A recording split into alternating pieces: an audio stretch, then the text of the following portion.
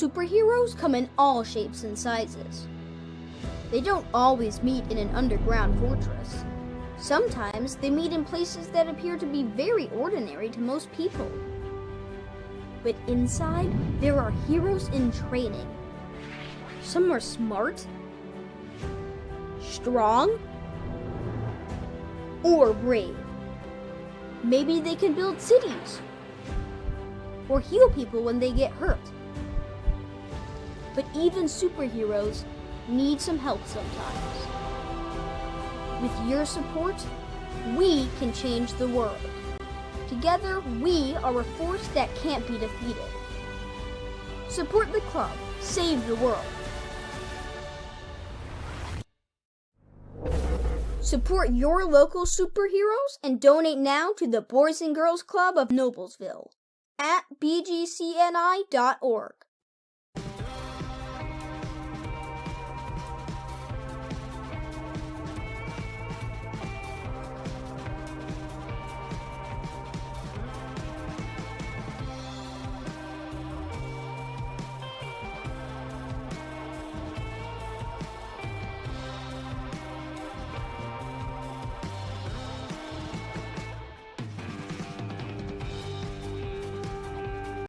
High school sports fans, welcome back to Game Time, to pure spirits, to pure sport.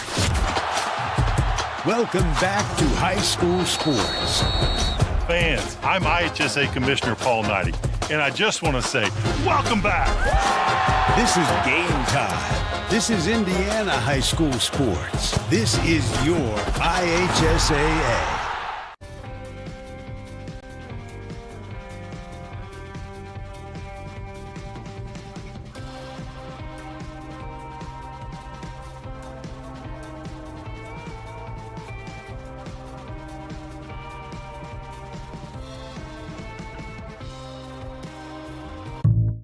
Being part of a community is more than just living in the same place.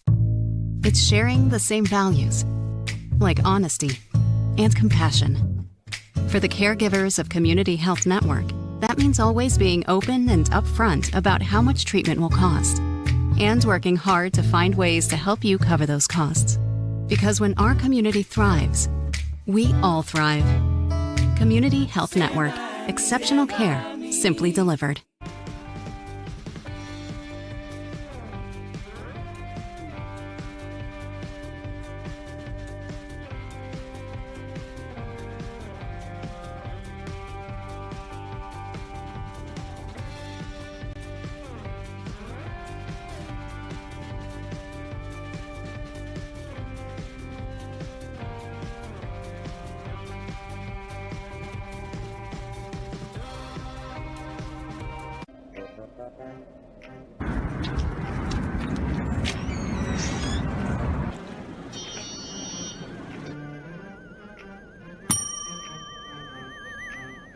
Can I help you?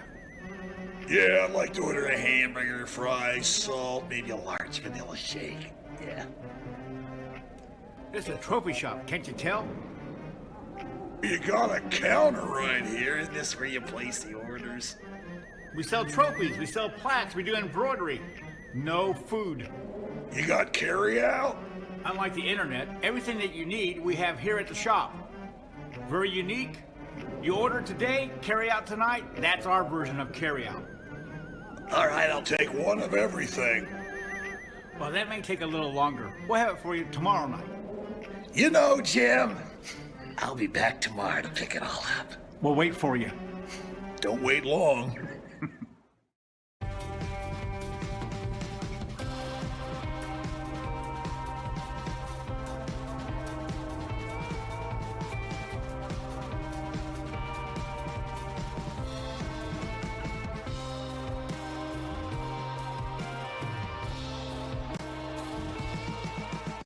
This is where champions play.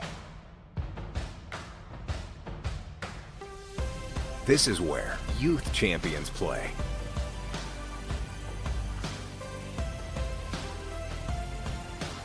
This is where collegiate champions play.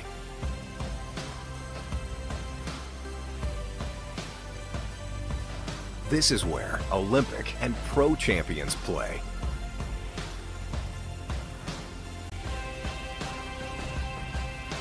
This is where all champions play.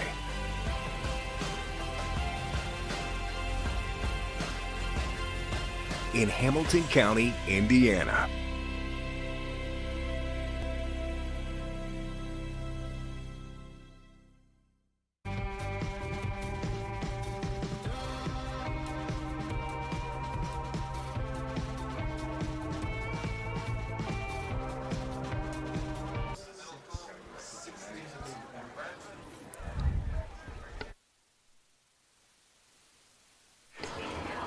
First up, number 0, Trey Speak, accompanied by his mother, Amy Speak, sisters Olivia and Ireland, brother Keegan, and grandmother Judy Speak.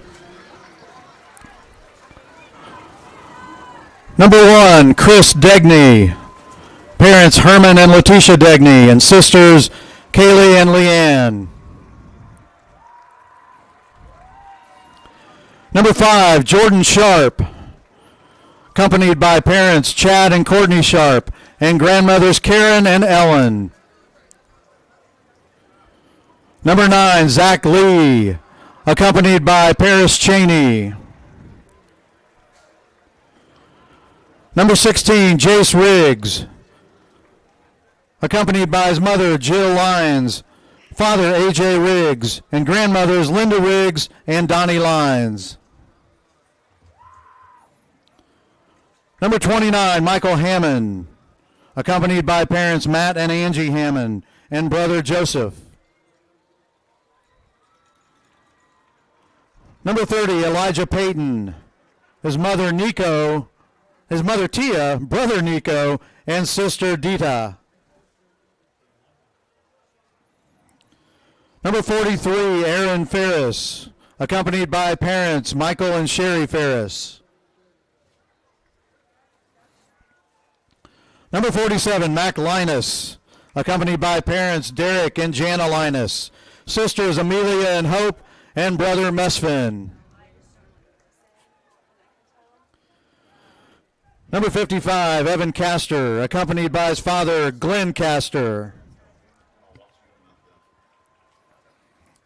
Number 56, Blake Cole, accompanied by his father Ben Cole, sister Kayla, and aunt Monica Peck. Number 57, Nathaniel Ham, accompanied by his parents Chris Ham and Angela Ham, and brother Alexander, grandmother Kathy Gill, and grandfather Don Ham. Number 67, Javen Nanetti, parents Malcolm and Jenna Duenas.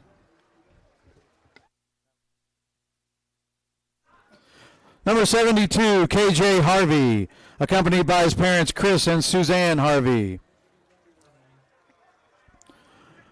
Number 77, Grant Carter, accompanied by parents Pat and Sherry Carter. Number 78, Gage Wren, accompanied by parents Ryan and Carrie Wren and sister Kayla. Number 79, Ben Decker, accompanied by parents Brad and Shannon Decker, brother Jonathan, and grandmother Carolyn Bunker. Number 90, Nolan Pointer, accompanied by parents Cliff and Lynn Pointer. Number 91, Jordan Gary, accompanied by mother Michelle Gary and stepfather Adam Ramsey. Number 92, Jacob Ambler, accompanied by parents Michael and Stacy Ambler and sister Evelyn. Number 95, Drew Page, accompanied by parents Ryan and Annie Page, brother John, and sister Penny.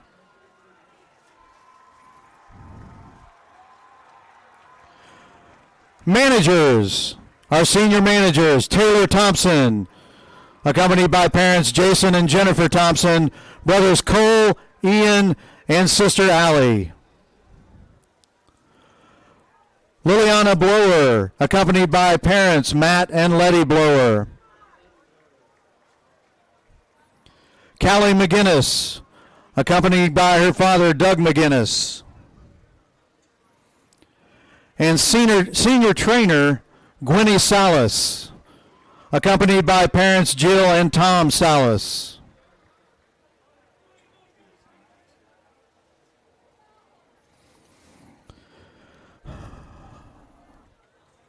Thank you, seniors, for your hard work and dedication and for representing the high school and our community so well. We wish you the best in your future endeavors. You will always be a Miller.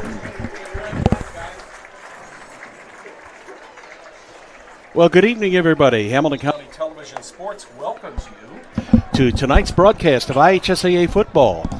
Brought to you by Logan Street Signs and Banners, celebrating over 30 years in business. We'd also like to thank our other great sponsors, Noblesville Trophies, Gaylor Electric, Chuck Goodrich, President and CEO, Community Health Network, Bastion Solutions, Hamilton County Sports Authority, Church, Hiddle and Antrim, Jamie Carmesino, Carpenter Realtor, Noblesville Sports Authority Alignment, Blades Audio, Video, and Security, the Hamilton County Reporter, and Mosquito Masters of Indianapolis. Well, it's opening night here at Beaver Stadium. I'm Brad Silbert. I'd like to welcome on board with us Sean Blades. Sean is one of these guys that I've known for a long time. I used to refer to him as Mr. Football. This man eats, drinks, and sleeps football, and been very active in the youth program for many, many years, and a lot of these kids that you'll see out here tonight in Noblesville uniforms have come through the youth program, and Sean has been their coach. Sean, it's great to have you with us. Thanks for being here.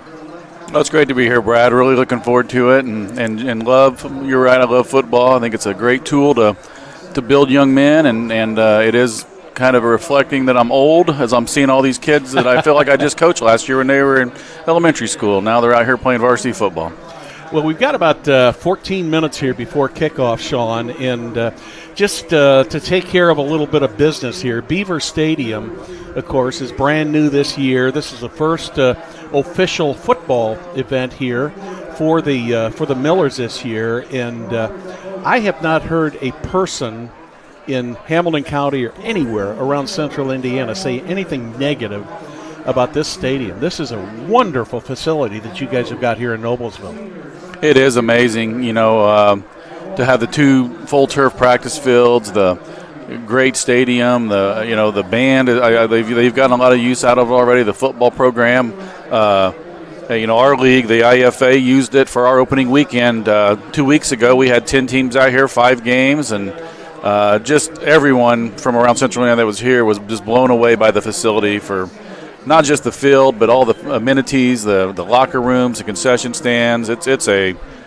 amazing facility. It's kind of hard to believe, growing up in Oklahoma and hanging around Texas.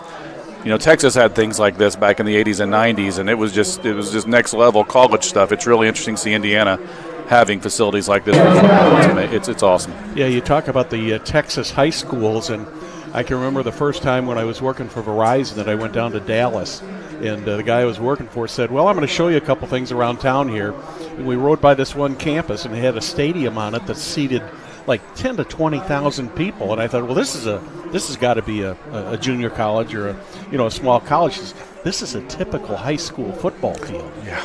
It's just amazing. The people there in the great Southwest, they definitely take and they love their football, as we do here in Indiana also. It's gotten more and more popular through the years. I mean, when I came here many, many years ago, I'm not going to say how many, Indiana was a basketball state, period, and football really took a back seat for everything else. Well, let's talk a little bit about this game coming up here tonight, Sean. The Millers come in here after a 2-8 season last year. The Mount Vernon Marauders come in here after a dream season, winning not only their conference, their sectional, regional, semi-state, and going down to Lucas Oil Stadium and winning the 4A championship. But the odd part about last year is the Marauders only lost one game, and who did they lose to? They lost to the Noblesville Millers at Mount Vernon. That's right. I think, coming out of the gates, Noblesville, I think we rushed for something like 500 or 600 yards that game, if not more. Scored 57 points. And Coach Sharp's offense is hard to prepare for, and it's a lot of deception. And Mount Vernon just wasn't quite prepared for it, wasn't ready for that, and we were able to really just move the ball at will and take it out of them. But like you said, they recovered and never lost a game. They haven't lost since. Yeah. So 13 or 14 in a row, I believe, state championship, and still ranked number 1.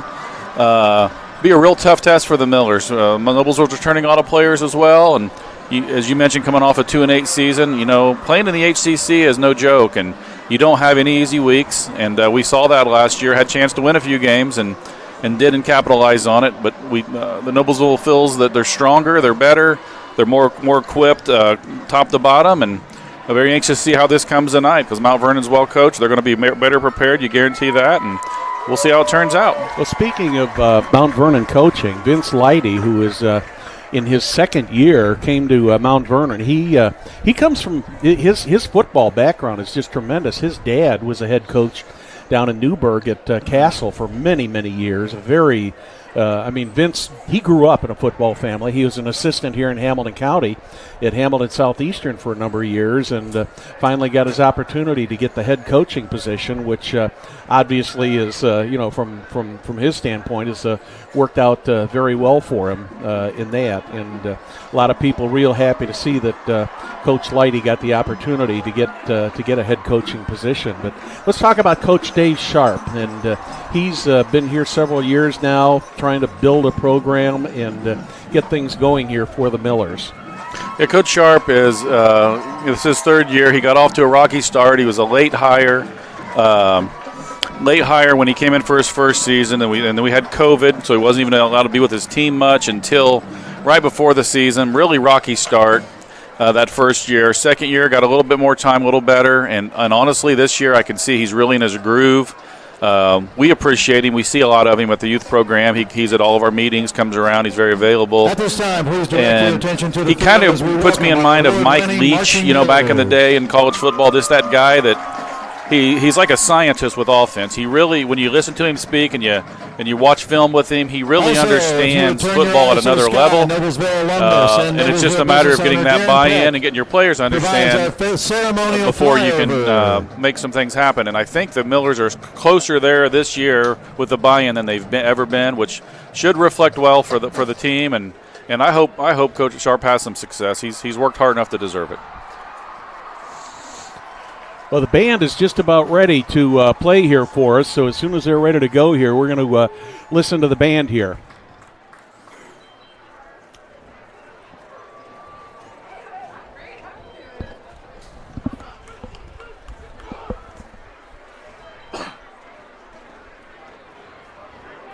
And now, please rise if you can. Kindly remove hats. Direct your attention to the stars and stripes of our great country, the United States of America, and join with the playing of our national anthem under the direction of drum majors Michaela Westland, Aiden Ruth, and Evan Rice.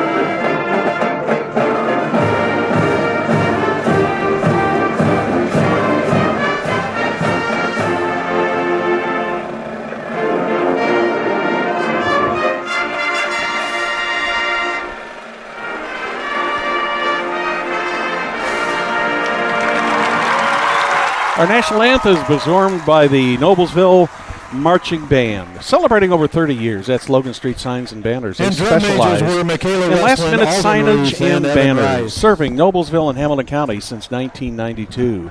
Contact them at 317-773-7200 and visit their website, www.loganstreetsigns.com. Abusive language or and follow disorderly them conduct on is unacceptable Facebook. and not welcome at Noblesville High School events. Please afford the student athletes, coaches, officials, and your fellow fans the respect they deserve. Your cooperation is appreciated, and please enjoy tonight's action.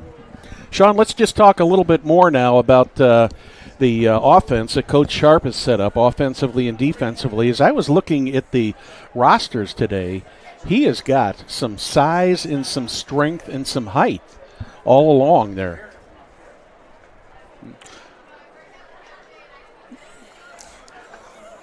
Yeah, they're big. They got a few Division I prospects up there. You got some. We got a guy, Ransom McDermott, a junior, 6'8", 300-pounder. Really solid up front. I'm excited to see some of my former grinders. You got obviously Drew Page and Ben Decker and Ham up front. Michael Bennett, a sophomore's getting a lot of action tonight. Number 58. He's one of my favorite grinders. They're going to be really solid up front and really solid in the backfield. And just anxious to see what they can do. What they can do. You know what Coach Sharp kind of reminds me of. He reminds me of one of the veteran coaches from many years ago in the NFL. Kind of a Mike Ditka style coach, down in the trenches and gets the job done and just goes at it right down there and isn't afraid to run the ball to establish the offensive line and then use the pass as a secondary. Yeah, he likes to run the ball. He likes to double team the point of attack, overwhelm the point of attack, and with this offensive line, you'll see a lot of piles of bodies after every play. And but this year, I think you're going to see a little more mixing it up with the pass, a little more mixing it up, spreading it out, taking advantage of some athletes we have now. Aiden Brewer on the outside, and some other skill guys who can catch the ball. And it's going to be interesting to see a little more diversity this year because he's had so much more time to get his guys ready and prepare. And I believe the buy-in is there. Coach Wimmer always told me there's no magic playbook. Every play works when executed. It's just when your players buy in, that's when you have success.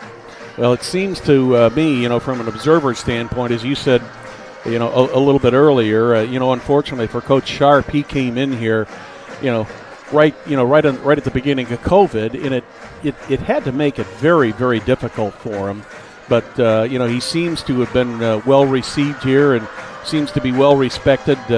Not only by the players, but the community. And it looks like he's got the buy-in from these players. And I think, everybody on that field knows that this is going to be a tough game, for both of these teams. But I really think the kids in the black and gold tonight think that they can win this game tonight, even though they're, up against the state champs.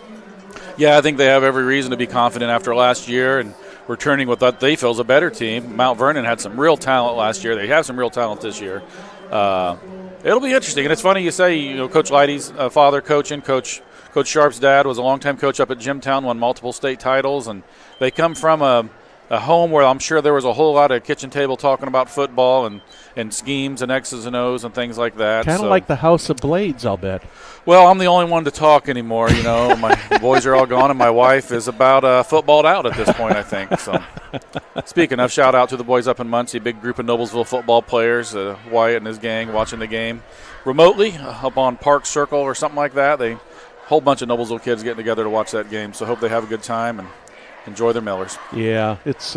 I think we got the makings for a really good game here tonight, and we're just about 2 minutes away from the kickoffs here. So let me get a couple sponsorship ads in here, and then we'll be right back.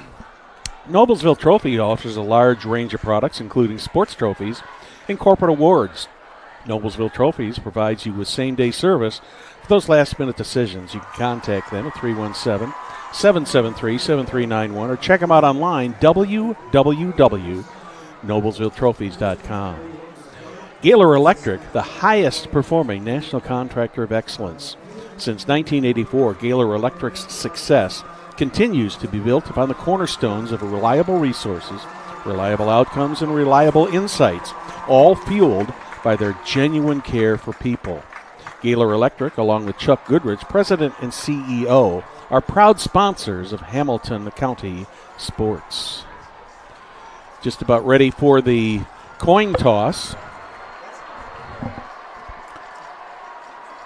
Ben Decker, Drew Page, and Austin Hastings, among others out there for the Millers, trying to get some numbers on the captains for Mount Vernon.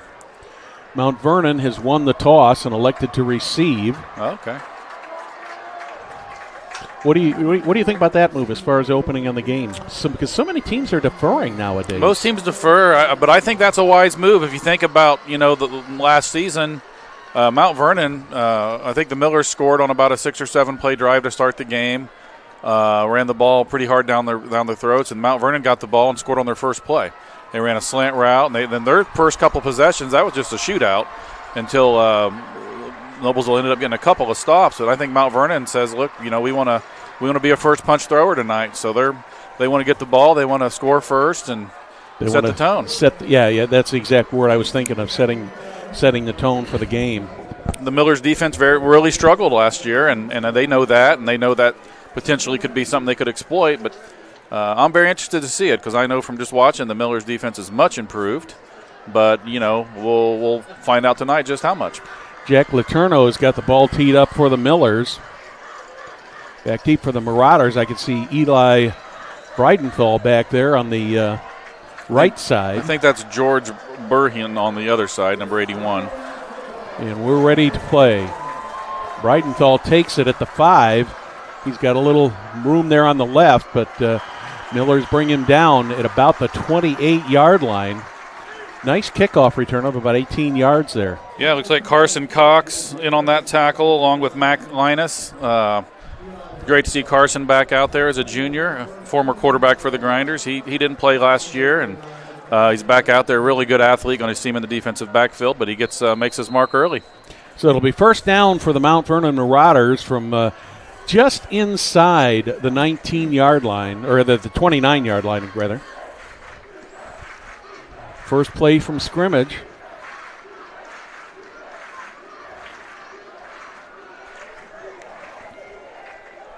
Going to be a pass.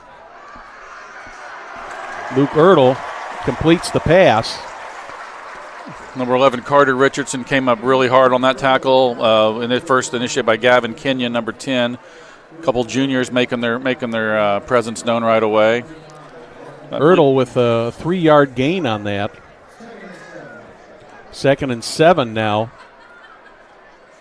We're about the 32. Nice play, but as a defense, you're pretty happy to stop him with a 3-yard gain. I noticed Big Drew Page out there playing defensive end. Something new from last year. That one's a handoff from Breidenthal. And oh, no. It was a keep. This kid's probably the fastest player on the field. And he's going to go all the way, and he's going to score. Yes. That's number 9, Eli Breidenthal again. Massive speed. And, they had me fooled. I thought we had a tackle for a loss. So. There was a great fake on that play, Sean, and just a fantastic play by Breidenthal. I thought he'd handed the ball off. Take a look at the rerun here. Yeah, good fake, and he just bumps around, and Drew Page had a hold of him at the line of scrimmage and just couldn't get him down. He was off to the races, and Jordan Sharp didn't have a chance to catch up with him or knock him out of bounds. So little razzle dazzle. They're going to try a 2-point play here, and there's going to be a flag thrown on this. I imagine it was probably an offside or illegal motion. Illegal procedure is going to be called against Mount Vernon. They run a lot of that split picket fence on PATs, and I recall that from last year. And as a defense, it's really hard to prepare for that because that was a very odd formation and tough to do. Now, Breidenthal played wide receiver last year for Mount Vernon, and he's moved to the quarterback position this year, which you can see why with that kind of athleticism. Well, that'll bring Ryan Vinard in to attempt the extra point on a kick from the 15. It's up, and it is good. So 11:03 remaining in the first quarter. Mount Vernon Marauders 7, Noblesville Millers nothing. We'll be right back. Since the establishment of Church, Hiddle, and Antrim in 1880, our neighbors, community leaders, businesses, and school districts have placed their trust in us to solve their most challenging legal issues. We have a rich history of helping our clients when they need it the most. So give us a call at 317-773-2190 or simply visit their website, www.cchalaw.com. I'm Brad Silbert along with Sean Blades here at Beaver Stadium. 57 seconds into this one, and the Mount Vernon Marauders have already taken a 7-point lead, Sean. And as we talked, when they decided to go ahead and take the ball on the on that first set from scrimmage, they did exactly what they wanted to do. They've set the pace or set the tone for this game early. Yeah, I think they got to be very happy. 2 plays, about 70 yards, I believe. Yeah, and I wouldn't be surprised to see some onside kick, some looping kick. I mean, Mount Vernon knows that they're probably going to struggle defensively, so they need to make some things happen, and I'd be on the alert for anything. That kick's deep. It's going to be fielded by Logan Schaffner. He's got it at the 10. Schaffner zigging and zagging. If he can get around one man, he's got a lot of room there. He's close to midfield. He's run out of bounds at the 42-yard line. Very good return. Logan is as quick as they come, and he take a look at the replay on this, Sean. He did really a great good blocking job up front. One missed tackle, and finally he just ran into 3 guys and ended up out of bounds. But Logan Schaffner trying to set the pace for the Miller offense. Look at the size of that offensive line for the Millers. That is amazing. Some big old boys. We got Landon Hughes going to call the plays under center. Number 14 is a true freshman. I guess there's no red shirts in high school. He's a freshman. This is a pretty big deal. Hughes hands it off. Just power left to Gage Gawley, number 6. Again, you're going to see a lot of that, a lot of white shirts on the ground, and a pickup of 4 or 5 yards. Coach Sharp couldn't be much happier. Yeah, they're going to give him 4 yards on that, a little bit over 4. So if they can average 4 yards a game, 4 yards a play, they'll be in good shape. Quickly up to the line once again. This time it goes to Widget. Yes, Widget. He gets another 4 yards. Just power football, power left, power right. Playing in the trenches, right at midfield. Once again, Miller's quickly up to the line here. Triple backfield. And that's Gully with the ball. He's got enough for the first down plus more. He gained about 6 yards on that play. He's inside the 45 to the 44-yard line. And, Brad, this is where I think last year took its toll, too. These 4A teams tend to play a lot more guys both ways than 6A programs, and it just will grind on them when you got both teams running a no-huddle. It'll take its toll after a while. There's the trap play with Logan. Once again, he gets another 6 yards there. And Logan Schaffner had about 1,270 yards last year, and I'm going to say 1,000 of that was just on that play right there, just a trap. 2nd and 4 from about the 38. Miller's on the move. Once again, right up the middle, and another first down for the Millers. Is that Gully again, I think? That's Gully, and that was a really nice cut. That's a C-gap play, but he saw the bodies and cut that back more into the B-gap and took it a little more inside and got all he could out of that play. You can tell that the Millers under Coach Sharp have had a good practice session. They look very well organized out there tonight. Very crisp thus far. Nothing fancy. Widget. Like 77 from Mount Vernon made his presence known there, didn't he? Yeah, Kyler Greil on the tackle. Greil or Grill, I'm not sure which it is. He came from his linebacker position and filled that window really nicely, a gain of only a couple. Yeah, make it about 2nd and 7 or 8. We're about the 32-yard line, just inside the 32.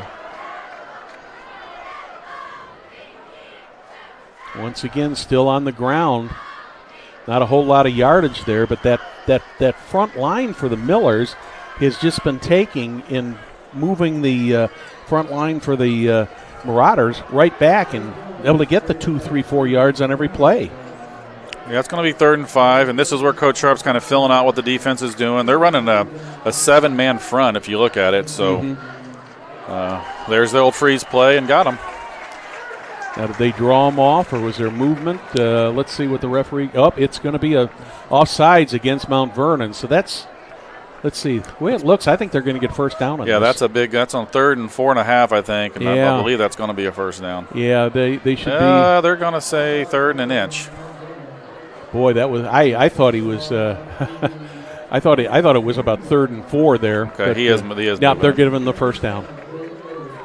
So it'll be 1st and 10 for the Millers at about the 23.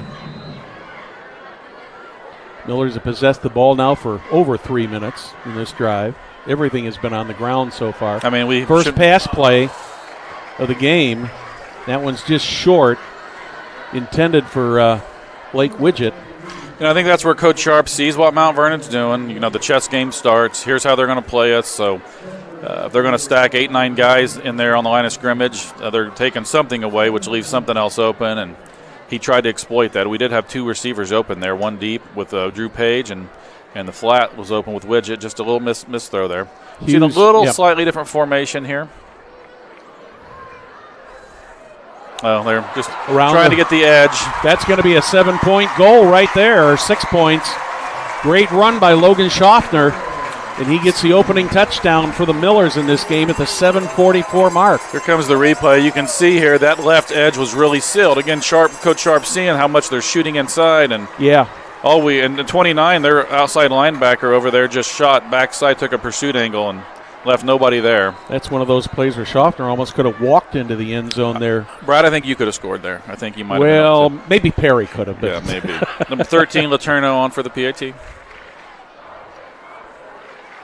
little bit of a bobbled snap, but well done, well done. The extra point is good. 7:44 remaining in the first quarter. Game is all tied up. 7 apiece between the Millers and the Marauders. Jamie Carmesino is a full-service hometown realtor who's committed to helping you navigate this real estate market. Have questions about buying or selling your home? Call Carmo for help today at 317-490-3735. That's Jamie Carmesino Carpenter Realtors. Well, here's a familiar company. Blades Audio Video Security is Indiana's premier K-12 audio video security provider.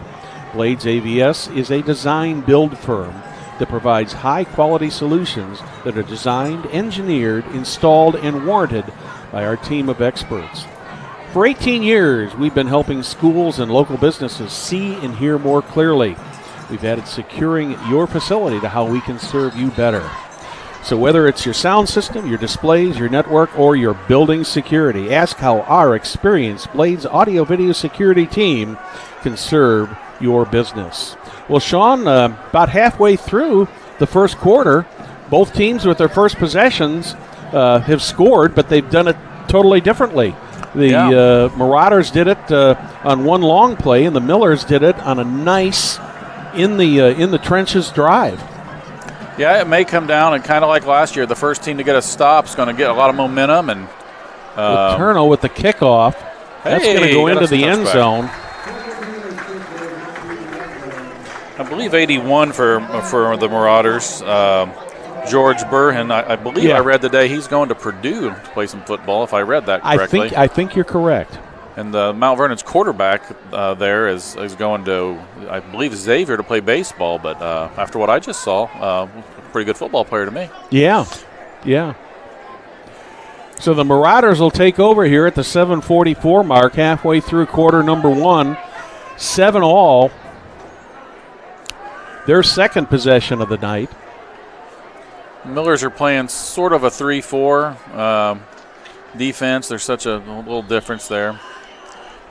See there, they shifted down to a 4-3. It's a little different defense this year with Coach Metzler and Coach Sala, our co-defensive coordinators, kind of designing a defense with the guys we've got. And they're pretty excited about our personnel and think they can do something with these guys. So. Well, the Millers were shifting there at the front, and it caused the Marauders to move, and they lost 5 yards on the play. So even before they get the drive going, they're at 1st and 15 now. All right, Brian Thall's back when you got the pistol formation. He gives it this time. It's a pretty big gain up the middle for his 39, I believe. Yeah, that was Kellen LaBelle, the 5'11 senior.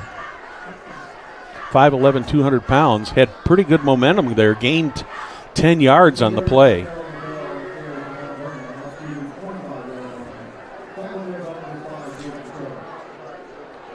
Second and 5 from the 25. There's 81 on the Burnham carry. He's got a first down plus a little bit more. Looks like he got about 8 yards on the play out to about the 33, 34 yard line. I think they're going to put it at the 34. Give him 9 yards on the run. It's Jordan Sharp, our safety, number 5, coming up to make the tackle in the alley, but not before he got the first down. It's interesting to see Mount Vernon up front. There are splits between the guard and the center on the right side, at least, where I can see. They got a 2 to 3 yard split there, which is unusual, but again, it's all about what they're trying to accomplish. Get in the pistol, 2-by-2 formation. Keeper. Brianthal's just going to keep it at the right side this time. Just barely got back to the line of scrimmage. Maybe got 1 yard there before he was tripped up by the Millers. Good defense on the part of the Millers there, that front line. Yeah, good pretty nice pursuit. play by Zach Lee, number 9. He set that edge and turned it back in, and quarterback tripped up as he came back in. So that'll make it 2nd and 9 from the 35. We haven't had to see Bridenthal throw the ball yet. Mm-hmm. So I'm sure the Millers would like to get him in a passing situation and see how he can do there. 1 running back, 4 wideouts. Burnham goes in motion. We're going to see him throw here. That one's incomplete. That's Darnell Stewart Darnell Jr. Stewart, junior wide receiver. I think he sensed that there was somebody right on his back there, Sean, and took his eye off the ball for a moment because he had his hands on the ball and looked like he was going to make the play. Yeah, it was number 1 Chris Degney on the coverage. He was right there ready to make the play, but he didn't have to. 3rd and 9. Long 3rd down play here for the Marauders. See if they can convert it. See if the Millers can hold here. The Millers can hold here and force a punt. Give them pretty decent field position.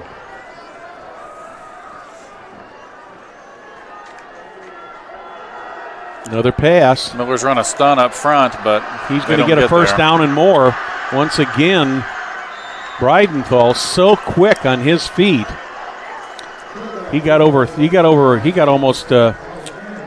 Millers yards ran a little on that. stunt with their end that time and brought him inside Mac Linus. To the left, a real big alley there. Yeah, he had a big hole there and just kind of zigged and zagged back and forth and got inside the 40-yard line to the 39. Got about 20-plus yards on the play. That's that double threat you get with Bridenthal. Not only, that he's not only a good quarterback, but he's also a very good passer. And we've got a timeout called by the Mount Vernon Marauders. Want to be part of the cutting-edge business world? Bastion Solutions is hiring. Voted one of the best places to work in Indiana. We're a growing team making an impact on the community and the world. As a Toyota Advanced Logic company, Bastion Solutions is committed to our employees, offering a competitive benefit package and career growth potential. We're recruiting for our own corporate headquarters right here in Carmel and our manufacturing facilities in Westfield and in Greenfield. So apply now at bastionsolutions.com. When we work, the world works. 5 minutes, 46 seconds remaining here in the first quarter. We're all tied up at 7-7.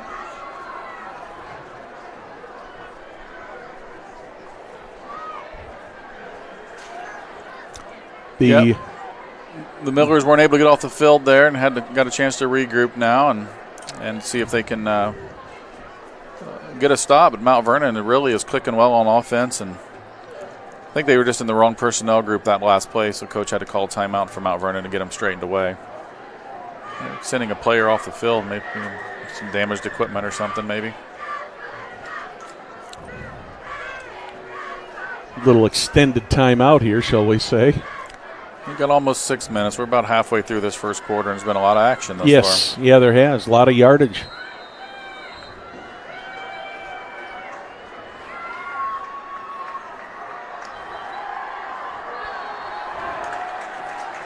There's another flag thrown, and the Mount Vernon Marauders are going to be called for their second illegal procedure penalty of the quarter, second one in this drive, and they'll be back in the same position they were in the opening of this drive, Sean, with a 1st and 15. Right, it's the same situation where the Millers were in a stack 3, and then they've decided to walk a linebacker down, and just that walking down shift caused Mount Vernon's lineman to jump out of his stance. Breidenthal throws. He's got a receiver there. They've got it. And Carter Richardson and Cam Wilson back there on the coverage, but 81 is a legit big-bodied receiver. What can you say? A couple big plays. George Burheen again goes up and gets the ball, and didn't have far to go once he caught it, but Breidenthal certainly put that ball in the right spot, and the Marauders are going to go for 2. Yeah, and here comes that shifty formation again. Breidenthal looks, puts the ball up, throws it out the back of the end zone, so the 2-point conversion does not make it, so that leaves it at a 13-7 lead for the Mount Vernon Marauders. So 3 possessions and 3 touchdowns so far, Sean. This starting out to be a high-scoring game. Yeah, real defensive struggle thus far, huh? This will definitely make the coaches sit on the sidelines with all this new technology and video boards and try to figure out what to fix. Meanwhile, the offensive coaches are as happy as they can be right now. Things are clicking well for them. So, but certainly what we're seeing here is we're seeing a tale of 2 very, very different offenses. Right, yeah. You got one that's more finesse and speed, and you got one that's power. Yeah. Yep. Miller's doing the power offense in the trenches, and the Marauders just mixing it up with a little bit of everything from quarterback keepers to long passes, short passes, and scrambles and improvising. Yeah, and in that makes for an interesting game. We'll just call this one like a tennis match, Brad. Right now, both teams are holding serve. Yeah, exactly. Exactly. That's why I really think I wouldn't be surprised to see Mount Vernon, knowing that they're going to have trouble stopping the Millers, and trying some onside kick or something like that, just to get the ball back and keep that offense off the field. Yeah, they have to. Here's the kickoff. It's going to be Trey Speak, number 0. Speak is at the 25 to the 30, still on his feet, still going out to the 36-yard line. And it took 4 Marauders to bring Trey Speak down, Sean. What an effort on his part. Yeah, he's a tough kid. He's a big, strong, fast kid, and he had guys all over. Should have been down at the 30. Should have been down at the 35. They finally got him down at about the 36-yard line. Trey competes. He's always has a lot to say. In practice, he's always competing. He likes to rile up his teammates, and he's a fun guy to have on your team. Mm-hmm. And those gloves are spectacular. Those bright yellow gloves are something. Let's see what the Millers can do. Landon Hughes leads them back out. They're staying in the tee, double tight. There's a trap right away with Logan Schaffner. Schaffner's got some running room. Looks like he's got about 12. The thing about Logan Schaffner is, Sean, is he takes that ball in what should be maybe a 2, 3, or 4-yard gain. All of a sudden turns out like this play and ends up a first down with 12 yards. He's a shifty, and he's got vision, and he's hard to find. And with all that action, that play there is 3 different plays. You don't know which of the 3 players are getting the ball. One thing Mount Vernon is doing a little better already this year is that last year that play was a touchdown. It was a 60-yard touchdown. This year they at least held him to 12-yard gain and tackled in the 3rd level. Logan is so strong, even for his size. He's so strong and shifty, and I always joke with him that he's made of rubber. I don't think he has bones. I think it's all rubber. Everything bounces off him or won't break. Yeah, he's super good strong. Bone structure. 2-yard gain on that play, 2nd and 8. Missed a couple blocks on the edge that time. Yeah, the Marauders had that one well sniffed out, and Jackson Hill got in there. That's just a straight power left with Gage Agali. And again, they start taking certain things away, then you expect to see the Millers throw a wrinkle in here. 3rd and 5. Same play. That time it worked a little bit better. Again, they just got adjusted. about 6 or 7 on that, and they're going to move the chains once again. It's Gage Gawley again, following that left side of Drew Page and Ransom McDermott. I'd be tempted to run behind those fellas too. Yeah. Got a whistle. We've got another equipment issue.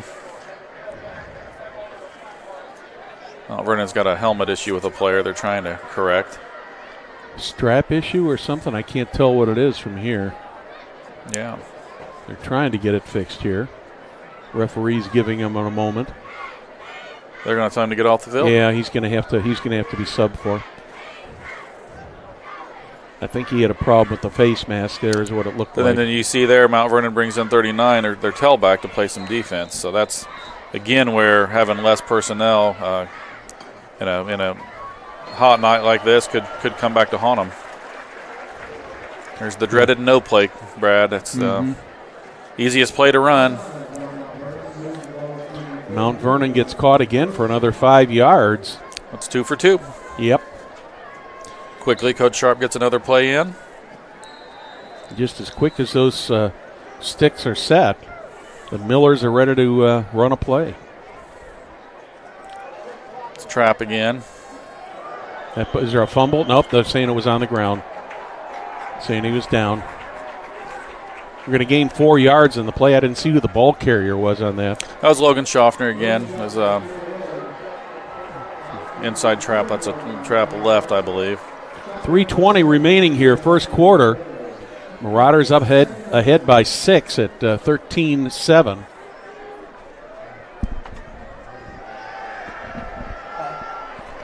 That's a beautiful play. Nice touch on the ball. Again, I was just thinking before that play, Brad, I'm watching Mount Vernon's linebackers get tighter and tighter and tighter, and take a look Sharp at the saw that replay as on well. This. Yeah, just Gully makes a nice play on this ball here. Take the power and slip your halfback out to the flats, and nice little throw, and that's a really nice catch by Gage over the shoulder. That's not an easy catch. Yeah, if he didn't have a Marauder out there in the way, he'd have taken that all the way to the house.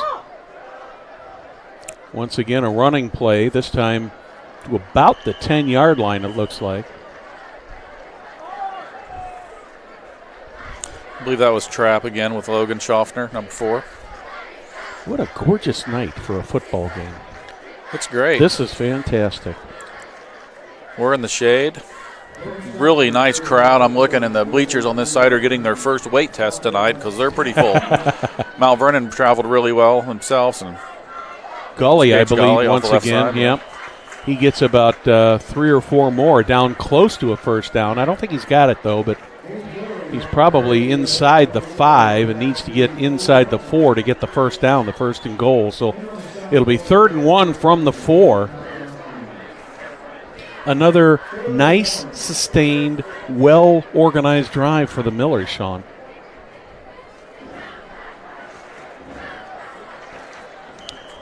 That was Widget on the ball. He's got enough for the first. Looks like they're going to set it about the where are they putting it? Did he get to the he got to the 2. Okay. Blake Cole got tripped up in the backfield there and kind of made it tough for our running backs to get over him. Yeah. There's Gully with the ball, I believe, isn't it? Yeah, that's that inside power play again, and he cuts it inside almost to the A gap and just finds the seam. If you watch the replay here, you'll see that play is supposed to go between Big 95 and McDermott, but you can see the way they blocked it.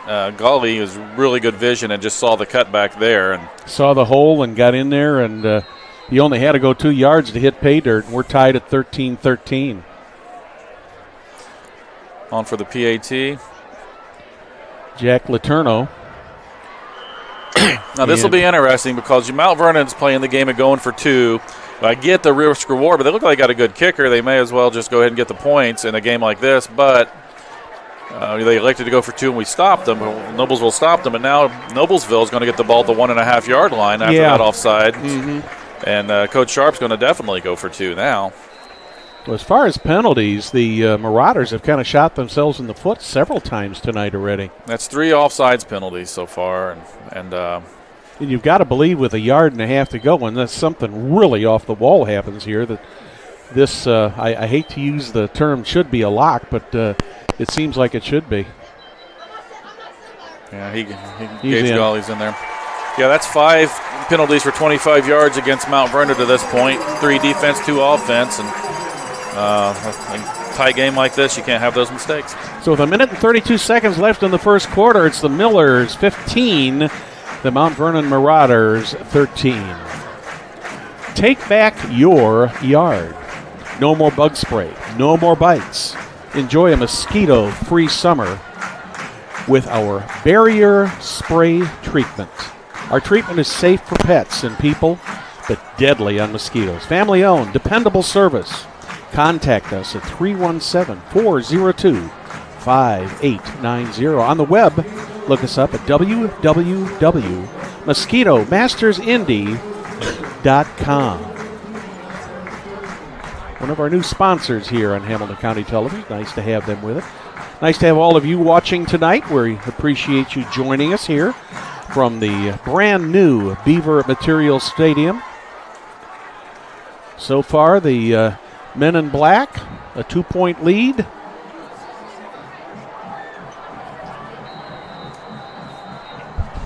As Jack Letourneau has got the ball teed up. Shorter kick this time. Taken at the 10. Marauders with kind of a head again. Yeah, kind of a head of steam there, and he gets out to the 30. So he gets about it looks like they're going to put him about the 33 or 34. So he had about a 24-yard return on that. And, one of the things I was noticing today when I was going over the lineups and stuff, Sean, is something you've already mentioned, and we'll just have to see if this really becomes a factor in this game. It's not real hot right now, but it's 80 degrees out there. Probably a little warmer on the field, but Marauders have several of their key players who play both ways, and that's got to be that's got to wear on these players by the end of the game. It's funny to say that. Back in our day, we didn't think anything of it. Yeah. Looking to throw the ball again. Breinthal is. Millers are good on the coverage. Oh, intercepted. That was not a good decision there by Breinthal, throwing back across his body. I saw what he saw, but he saw it a little late. I think that was Gavin Kenyon who got that ball. It is. Number 10, Gavin Kenyon. Yeah, great interception. Just watch Kenyon come over here, and he just steps right in front and grabs the ball and brings it back another 5 yards, and the Millers are in business here with 1:17 remaining in the first quarter, 40 yards away from another score. It's a big break. And now you see Breinthal coming back in to play safety. I mean, this goes back to what you were just saying. There's Logan Schaffner on the trap, still on his feet. Still on his feet and still on his feet after 13 yards. Drew Page buried their safety. Look at the replay on this. Watch big number 95, Drew Page. On the left side. Watch him go upfield against their safety here. That's just a problem. Runs him out of the way. That's not what you want to see your quarterback going through. No. So the Millers pick up another first down. They're just staying with the trap. Staying with the trap. Here we go again. Logan Schaffner. Just wearing them down. 2 plays, 40 yards for the 6 points. Logan Schaffner, take a look at this, Sean. He just busted right through there and kept going and going and going. Bounced off a couple guys and went into the end zone unchallenged. Millers are going to go for 1 here to stretch the lead to 9.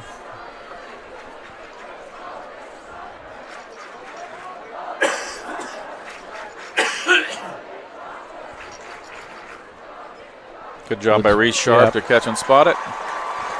Letourneau's got the ball up through the uprights, and the Millers are off to a 9-point lead here with 50 seconds remaining in the first quarter. Whoever would have thought we'd have 35 points scored in the first quarter, Sean? Yeah, that's this is what we were talking about earlier. The Millers have broke serve now. They've recovered from being down 7 right away to being up 9, and now they're just looking to make more stops. And, you figure a guy like Breidenthal, great athlete, again, hasn't played much varsity quarterback, and as he rolled out there, he just made a mistake that a lot of young guys will do. You see NFL guys still try to throw the ball back. Ask Brett Favre about it in the Vikings-Saints game. One of his last hurrahs. That's a tough thing to not do, but that was a big break that really turned the game a little bit here. So, but you know what? Mount Vernon's powerful. They're getting the ball back, and they can get back within 2 or 3 points here with another successful drive.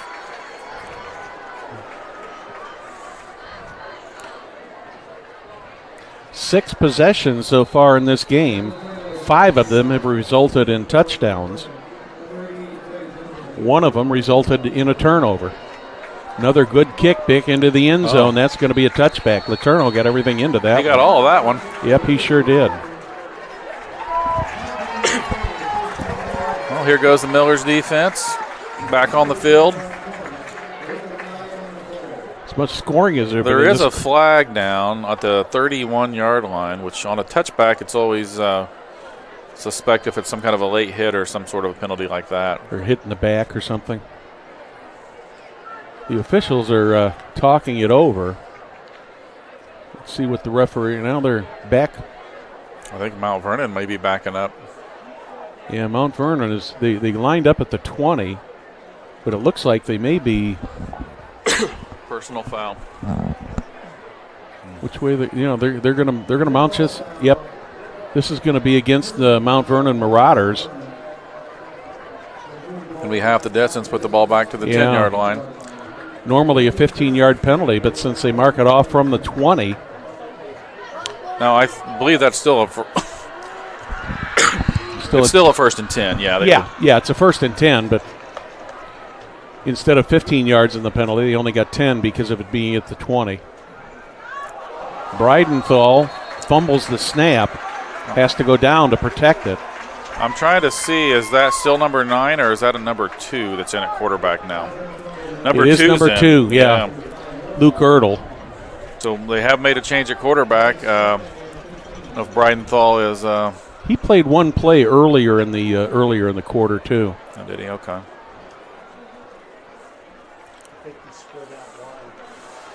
Yeah, he is. Breidenthal split out wide left. He's do a little bit of everything, this kid. Mount Vernon just trying to give the Millers a different look here. Ertl's a freshman. Yeah. He's a left-hander. There's just a simple slant to Breidenthal. He's got it, and he's got the first down and more. Gained almost right around 20 yards on that play. And here's the replay. You'll see a lot of confidence in the freshman Ertl to be at his own goal line and throw the slant. Breidenthal does a nice job getting away from a couple the pursuit there by the Millers. That's the quarter.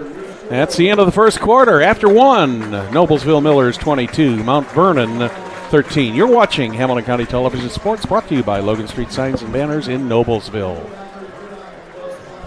I'll tell you one thing it's a really.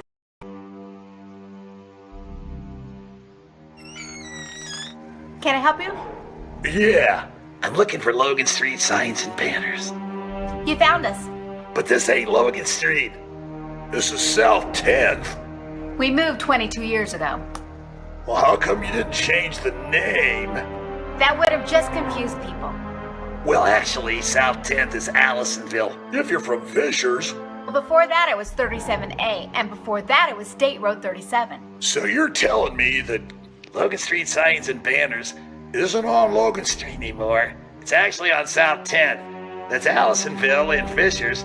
And before that, it was 37A and 37? So you got that straight?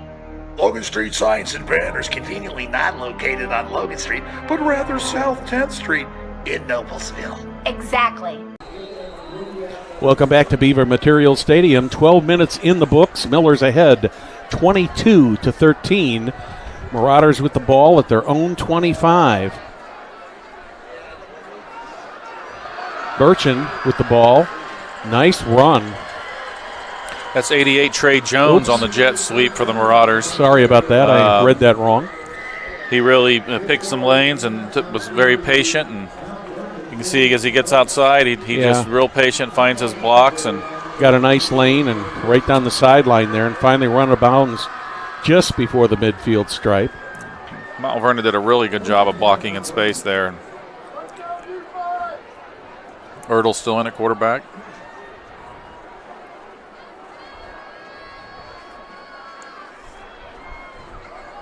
Hand off this time to Kellen LaBelle. LaBelle managed to get about 5 or 6 yards on that one. It'll bring up a 2nd and a long 4.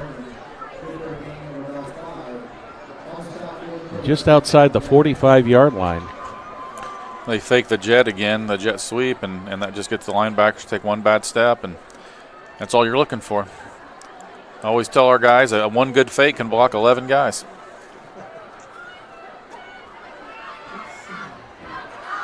Again, LaBelle up the middle. That time defended much better by the Millers. Well, maybe 1 yard. Yeah, got a little bit, right around a yard. It'll leave him a 3rd and a long 3. It was Austin Hastings along with Gavin Kenyon on the tackle there. Now this is where the Millers really need to come up with a good play now, Sean. See if they can hold him here and force him into a punt situation or a 4th down situation, that would be great for the Millers. Millers are showing an outside blitz there with their strong safety. See if they stay in it. They do. Going to throw. Are they calling it complete or incomplete? Yeah. Nope. Yeah, they are calling it complete. 88. Yep. A couple good plays on this drive for Trey Jones. Yeah. You know, a 5'9" junior. I couldn't tell from our angle if he trapped that or if he did make the catch, but the line judge was right there. And the Marauders pick up the 1st down in Miller territory at the 40. Well, right now, Brad, we got 2 freshman quarterbacks playing this game. How often do you see that? Not very often. Not in 6A football. Back to LaBelle once again. He grinds that one out for about 2 yards. Had to get grind in there for you, Sean. Appreciate that. You know, a lot of coaches that say the good news is we're playing a lot of underclassmen, but the bad news is we're playing a lot of underclassmen. You know, so yeah, that works both ways. You never know how that's going to look for you. 2nd and 8. Yep, 2nd and 8. Again, no tight end set. We got trips left. They've got Eli Bridenthal on the weak side, one-on-one, but you can see Noblesville's even sliding a safety over there. They know he's a real threat and want to try to make sure he's accounted for. 3 seconds on the play clock, right over the middle. That one is, I don't know if that was tipped or not, but George Burren fell down on his route there. He ran a seam, and when he went to stop, he slipped. So that worked to the benefit of the Millers. Yeah. So that'll be a 3rd and a long 8 to go for Mount Vernon. Neither of these teams have had much trouble converting 3rd downs today. No. It's been pretty. We had a lot of long scrimmages. I don't think we've even seen a 4th down attempt and go for it. I don't think they've had to. Mount Vernon kind of is confused and going to go ahead and take a timeout here. That's going to be their 2nd timeout of the half already. So they're going to talk it over here. It's a pretty important part of this game, Sean, because if they turn the ball over now and the Millers can keep this momentum up, they're already up by 9. I mean, they could easily be up by 16 or 17, 15, 16, 17 points in this game. And not that it would put it, out of the realm for Mount Vernon to come back, but if the Millers have got the kind of momentum going and they can keep that momentum going like they have so far tonight, it's important for Mount Vernon now to get back on the board here. Yeah, in a game like this where you're feeling like you might not be able to stop the other team, every drive really matters. And, if you're Coach Sharp, especially as this quarter gets a little closer to halftime, in the back of your mind, you know that you're getting the ball to start the second half too. That's why that choosing to take the ball to start the game is great right away, but now it could come back to haunt them if the Millers have the lead and get the ball to start the second half. And they did make it pay off by taking the ball. Right, they did. They did with their that job. Score right away. 3rd and 8. Millers bring a hefty Lytle, blitz. oh, just out of the reach. Was that I didn't see who that was intended for. Was it I believe it was 88 again. Trey Jones? Trey Jones. I knew it was an 80-something, but I couldn't Pretty catch good the coverage second by number. Trey Speak. They're the strong safety. Over the slot, ran with him, got a hand up. Miller's brought all 3 linebackers on a blitz there. But, and the Marauders are going to go for it here on 4th down at the 38. Luke Ertl stood in there and made a pretty good throw. Yeah, it was a good throw, but just a little bit off. They're trying to go to Breidenthal here. They did get it to him, but I believe we'll see the spot. If they give him the spot at the 30, he's got it. The referee is calling it a 1st down. A great 4th down play there by the Mount Vernon Marauders. That was a good play, Sean. That was a comeback route, I believe, and Ertl really stood in there tough, stepped up in the pocket, and kept his eyes on the man, and I thought he was a little short of the yard marker. I did too at first, but when he went right down right on the 30 there, and I think it depended where the ball was, which side of his body the ball was on. Mount Vernon's doing something incorrect here. One of their coaches is on the field, upset about their formation. They're going to run a little reverse again with got a lot of running room there. That was Trey Jones again. Picked up about 11. Good tackle on the play by number 1 Chris Degney for the Millers, but not before they gained enough for another 1st down, Brad. Yeah, Trey Jones is a 5'9", 165 junior. Boy, he was quick off the line there. Mixing it up well. 1st and 10 from about the 20. Again, they're in trips right. Mount Vernon doesn't use a tight end very often. They look like they've got they moved the back over, which I believe they're going to run an inside run with 39 just by everything I just saw with their signals. And they You're are. absolutely right. He's not going anywhere. Yeah. LaBelle stopped at the line of scrimmage. Maybe he may have lost a foot or two there. Yeah, the Millers penetrated well there. And officially, they're going to give him a 1-yard loss. So that'll make it 2nd and 11. That last-second shift by the running back switching sides can only be for one reason, for the most part. And then you could see the center made a signal on which side to run to. So I don't know if the Millers obviously can't see that from their side of the ball, but. Well, we have a little bit of a sky view. We got a great view up here. 2nd and 11. It's a quarterback draw. It's and the Red Sea parted. Yeah. Yep. He sure did. Mount Vernon has really been diverse here. I really like what they're able to do. Eli Breidenthal takes the ball 20 yards for the touchdown. Then makes it 22-19. Yeah, the return, it was just a trap left, Brad. The left guard made a beautiful kick-out block, and the halfback led, and there wasn't anybody left, really. Mount Vernon chooses to go for 2 again. That's not a surprise at this point. This time just a standard formation. Breidenthal again, he's going to keep it. Is he going to get in there? Yes, sir. Did he get in there or not? He did. He did. He did. That was very close there, right at the goal line. And the line judge was right there, and he called it. So that makes it a 1-point game here with 7:20 remaining in the first quarter. Miller's up by 1 over the Mount Vernon Marauders, 22-21. Celebrating over 30 years, Logan Street Signs and Banners specializes in last-minute signage and banners, serving Noblesville and Hamilton County since 1992. You can contact them at 317-773-7200 or visit their website, www.loganstreetsigns.com. Remember to follow them on Facebook. And while you're over there, stop by and see the friends at Noblesville Trophies, where they offer a large range of products, including sports trophies and corporate awards. Noblesville Trophies provides you with same-day service for those last-minute decisions. Contact them, 317-773-7391, or check them out online, www.noblesvilletrophies.com. Sean, that 4th and 9 that the Marauders made on this drive, if they go on to win this game, that could be one of the key plays of this game. Oh, absolutely, yeah. If that doesn't happen, then the Millers drive down and score again. And yeah, Mount Vernon's hanging on by a thread here. They're you get it down by a couple touchdowns with a team like Noblesville, and it's easy to quit. So they're being tested, and so far Mount Vernon has really responded. They're a tough group of kids. Millers from the 3. Schaffner. Number 15 from Mount Vernon, Hunter Atkinson on the tackle. Brought down at about the 25-yard line. Nice return by Schaffner. He picked that ball up at the 3, so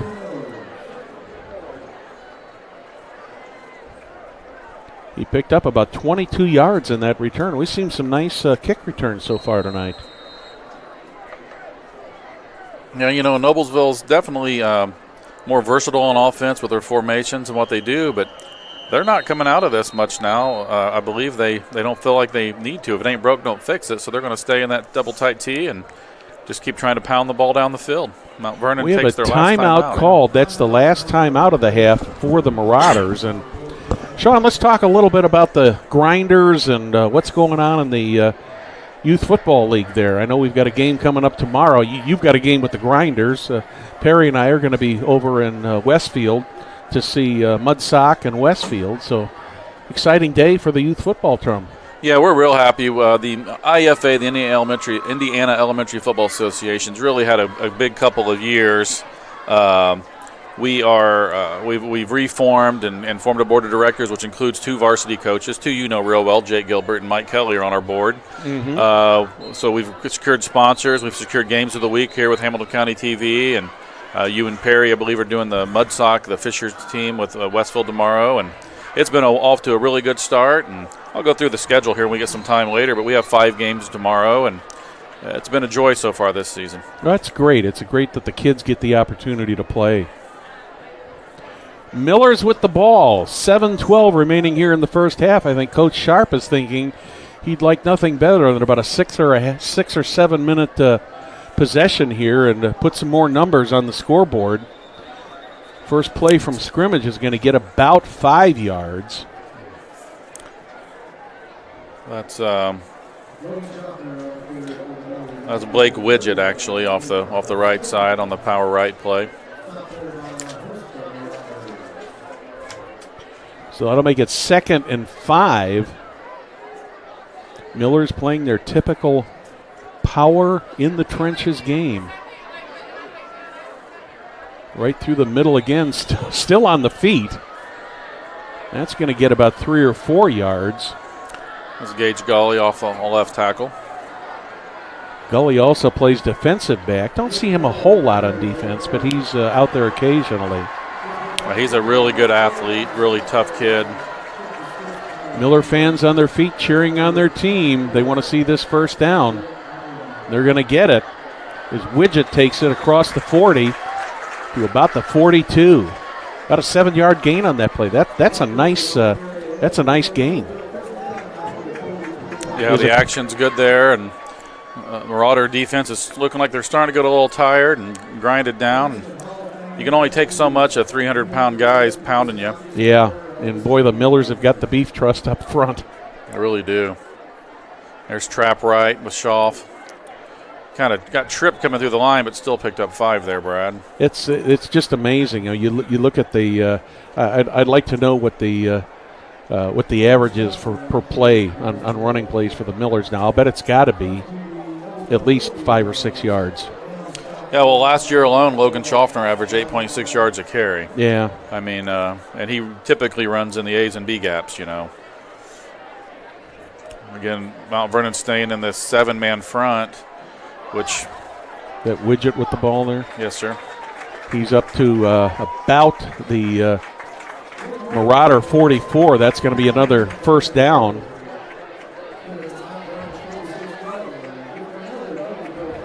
Chain gang, busy tonight. Send greetings out to our friend Jane Stewart. She's been part of the chain gang here at Noblesville for a number of years. We see her at soccer matches all the time, running the scoreboard. They got him to jump off sides again. Yep. That's the bad thing when you go to a 7-man front. You got a lot more odds of just getting one of them to jump, you know. So once again, the Marauders have made it much easier for the Millers. They give them 5 free yards. Instead of a 1st and 10, it's a 1st and 5 at the 41 with 4:55 remaining here in the half. Yeah, they're in a 62. Corners are stacked. Logan Schaffner off the trap left. Good downfield block by My, Gage oh Gawley. my. I thought he was going to get maybe 5 or 10 yards out of that, Sean, and he ended up with, what, almost 40 yards on that one. And if you see on the replay, you watch number 6, Gage Gawley. He's the left halfback on this play, and watch him get downfield to get that one extra block against the safety. Gets a block there against Breidenthal and really opens it up so he can get inside the 5. Just straight effort plays. That's the difference There's between a 5-yard Widget, gain and he's a in. 10-yard gain. Yep. Blake Widget. Hey, the LED lights are flashing. The and doing all flashing kinds lights of of Noblesville. How about them apples? Look at that. Oh. Take a look at this replay here. Widget just grabs this ball and just powers his way into the end zone. It's a straight power ride, an excellent lead pull by your left guard, Cole, and just bodies on bodies, and our guys are bigger than your guys is really all that plays about. Extra point on the way. And we're going to have a flag here. Oh, going to be on the Millers That's going to be on the Millers this time. I think that's the first penalty on them tonight. I believe so. So that's going to put them back 5 yards. So the snap will come from the 8. Kick will come from about the 15, making it a 25-yard extra point. This is a 7-point game, so this PAT is pretty important. Yes, right now. it is.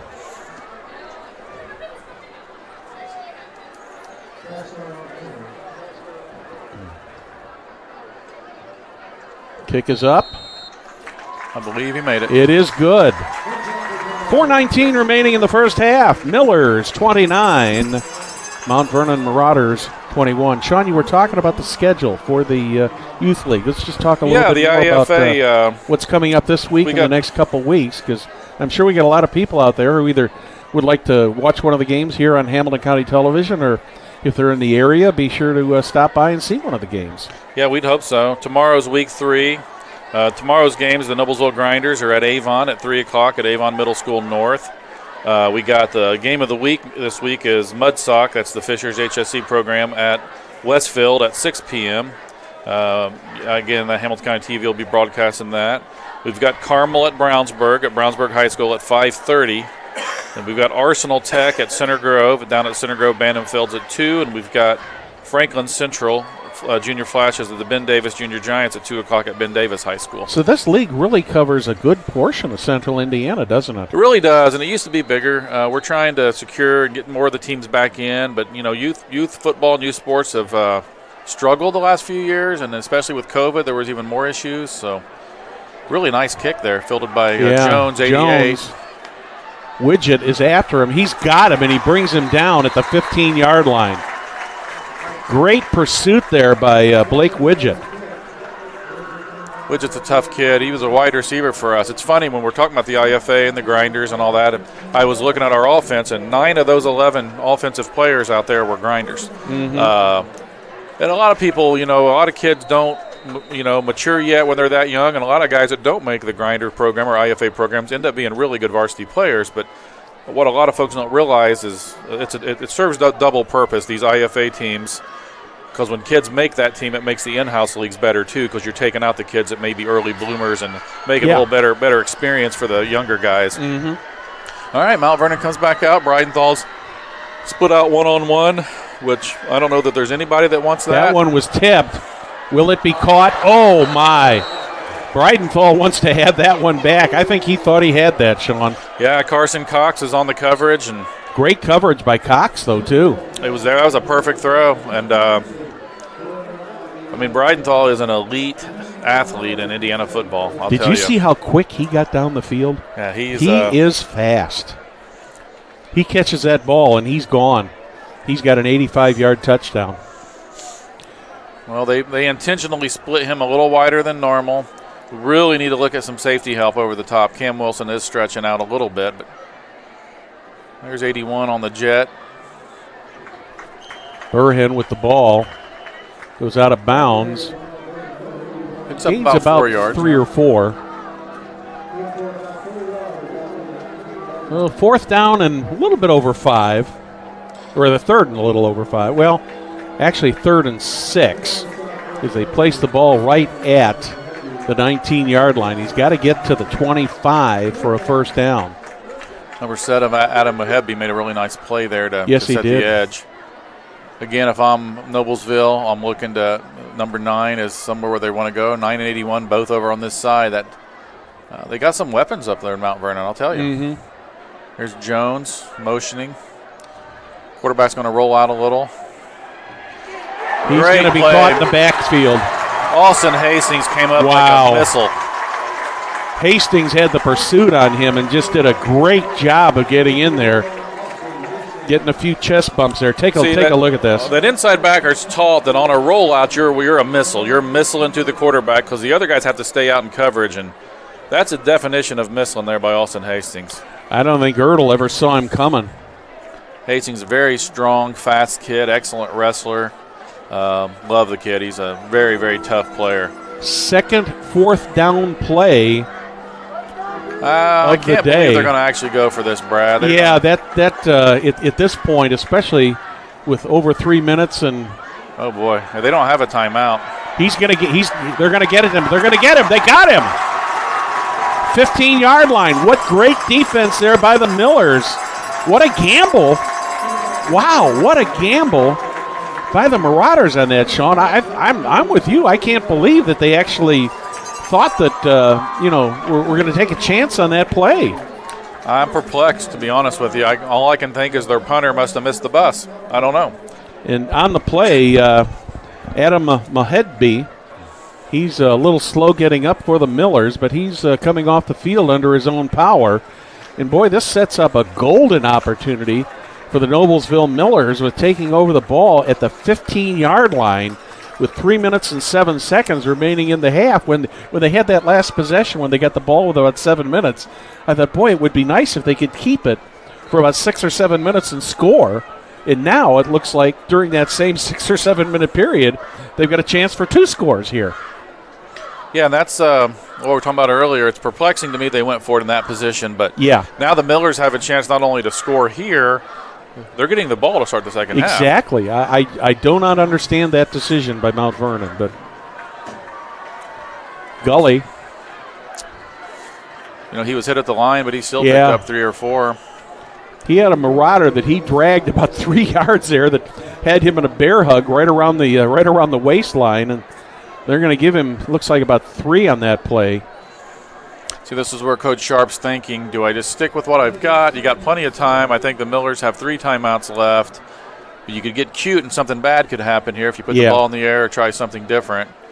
But I expect he'll stay with his bread and butter traps and powers. And I would think so too. I mean, he's had a lot of success with that so far this evening, and going into the locker room with right now a 8-point lead, a possible 15-point lead would be big.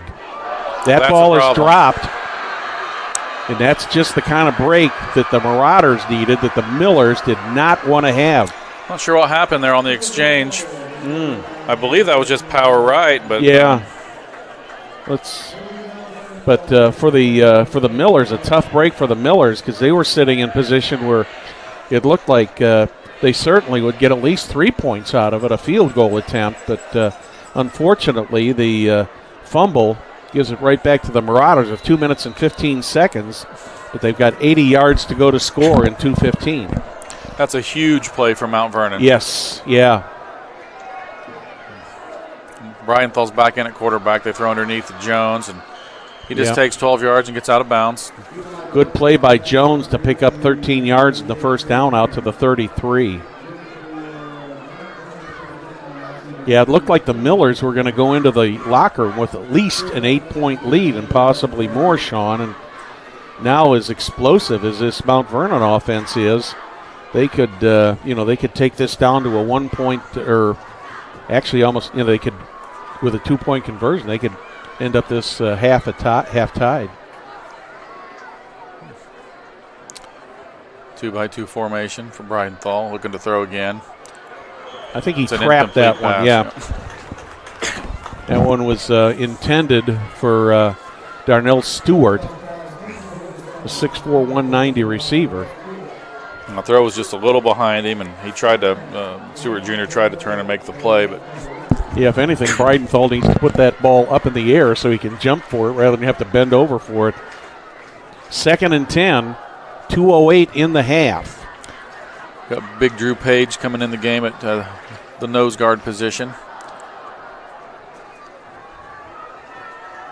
Actually, defensive end position in a 4-tech. I'm going to throw the ball here again. Are they going to get him? Stay in your lanes on this guy. Yep. Looked like a possible block on the back out there, but it wasn't called. Breidenthal got about 3 or 4 on that. But more important than anything else, the clock continues to run. Yeah, and Mount Vernon has no Mount Vernon timeouts, has no timeouts left. They used all 3 of their timeouts already. We're down to 1 minute and 47 seconds. The other bad thing about having Breidenthal at quarterback is he doesn't have himself to throw to. Yeah. But he's got that guy. Yep, he's got a complete pass there into Miller territory. That was completed to George Burhan. Burhan, a 6'5" senior. Clock will stop momentarily to reset the chains. It's running again at 1 minute and 25. They're choosing to run the ball here, surprisingly, with no timeouts. I think that was Ethan Lynch on the ball. No, was it 39 again? I think that's LaBelle. Kellen LaBelle. Yep, my mistake. Surprising call. Yes. Coming up on 1 minute remaining in the quarter. Marauders at the Miller 45, 2nd and about 7. That one's a little bit low, intended for Burhan, but it does stop the clock at 53.9. That was a really nice play by Mac Linus out there, number 47 in the flats. He read that pretty well and got under the route, and it just made the window real small. And I think Breidenthal saw that, just kind of threw it in the dirt. Yeah, he didn't throw it very high, that's for certain. I wouldn't expect to see any more running plays at this point. They haven't with the number 5 Tyler Etherington in this game yet. And now they're going to throw the bubble out to Burhan. Nice. Oh. He breaks one tackle. He's down inside the 35, down to about the 32. Got another first down. Trey Speak had him in the backfield. Yeah. Just wasn't able to secure the tackle. Clock starts running again. Breidenthal just spikes the ball there. Yep.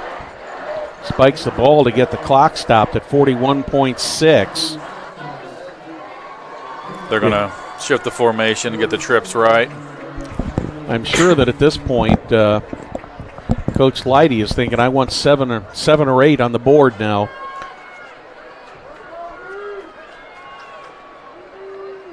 Breidenthal brings him up to the line, 2nd and 10 from the 32. Breidenthal back. He's got a lot of running room. He finally breaks away and gets inside the 25. Not enough for a first down. So it'll be a 3rd and about, 2 or 3 it looks like. Trey Speak with a nice open field tackle there against a really good athlete. Clock continuing to run down to about 20 seconds. He's going to have to start going for the end zone here. Gets out of bounds. Made the catch at the 21. Gets the first down. But there's 11 seconds remaining on the clock. So at this point, Sean, I think he's got to start going for the end zone, don't you? I think so. With no timeouts, I look for him to put it up to big number 81, going to George Burhan. Yeah. Maybe try Darnell Stewart Jr. Yeah, he's again. only 6'5", so yeah, he got a little height. I'd like to throw to that guy. Mm-hmm. Yeah, Millers are going to take a timeout here. I think that's probably a well-used timeout. They've got 3 left. They might as well use it, and think about how they want to how they want to defense this here. And so, as you're the coach now, how do you set up the defense against the Marauders now? Well, it's tough. I mean, you know that they're going to probably take a couple shots. You'd love them to throw something short, and you wrap them up, and it's probably going to end the half. But I expect to see them go to like a cover 4 look, just keep everything in front of the goal line. But the big thing is, you got to stay in your lane, stay home as linebackers. Don't let Bridenthal scramble, because that might be a more dangerous weapon right now. I also wouldn't be surprised to see him bring back Luke Ertl back in the game and try to throw the ball to him. Yeah, that's what I was thinking. I was Bridenthal. wondering if maybe they might try to do something like that. But they are. They yep, are. And Ertl is back there. Now, I would be in cover 4, and I'd definitely be over the top of Bridenthal, which they are. Yeah. He's out to the right. A sack here would be huge. That's where they're looking. Ertl with it. Well, they went underneath. There's a flag. Ball goes out of bounds at about the 10-yard line. We'll have to see what the flag. There's 2 flags now. I kind of have a feeling we're going to get an unnecessary roughness on the Millers because there was a little bit of contact possibly beyond the line of scrimmage there when they went out of bounds. But there's 2 flags on the play. 5.2 remaining. We'll have to see who the first flag is. It's either going to be offsetting or it might be 2 flags against the Millers. Depends if the first flag was defensive holding or a pick play or what that was. Well, any way you look at it, the Mount Vernon Marauders are probably going to have at least 1 more play, possibly 2. See what the referee's going to call here. Holding on the defense. Holding. Yep.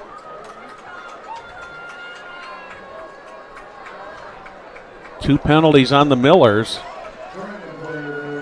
So that ball went out of bounds at about the 10-yard line, so that'll be half the distance to the goal. Oh, they're putting it down to the 2-yard line, Sean. It's half the distance, then half the distance. So. Oh, that's right. That's right. Yeah, with the 2 penalties. So the Millers have got to hold here. Bridenthal is back in at the quarterback position. I believe Bridenthal is just going to tuck and run it this time to the right. I think you're absolutely right. Did he get in or not? They're saying yes, he did. Got in. Just what we talked about, what the Millers did not want to have happen. They were in the driver's seat there with that 8-point lead. You see, he's running to the short side here too, but just by the alignment of the running back, you felt like that's what they were going to do. Oh, yeah. Yeah. They reached, blocked well on the edge, and Bridenthal just used his athleticism. He just stuck that ball out and put it inside of the inside, and they got it made. And they're going to go for 2 points here to try to tie this up. What a turn of events here. Yeah. Yeah, it looked like the Millers could go in with at least an 8-point lead, possibly a 15-point lead. Now it could be a tie game here at the half.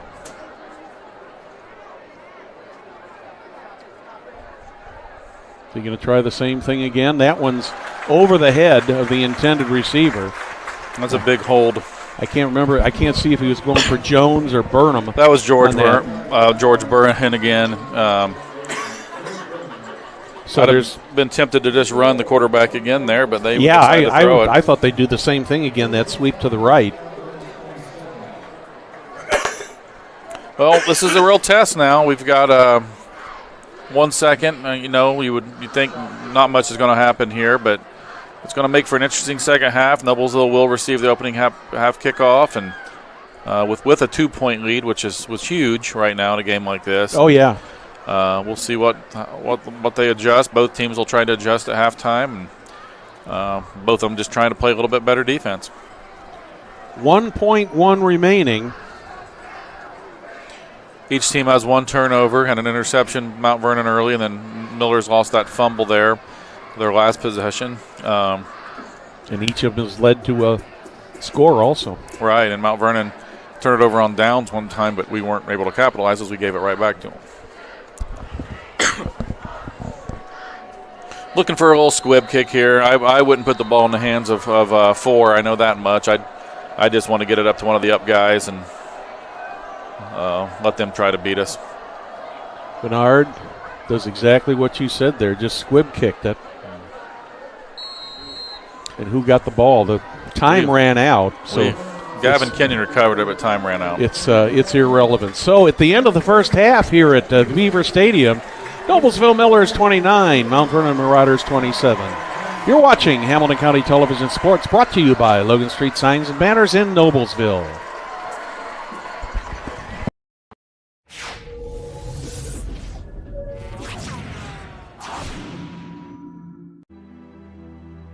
Superheroes come in all shapes and sizes.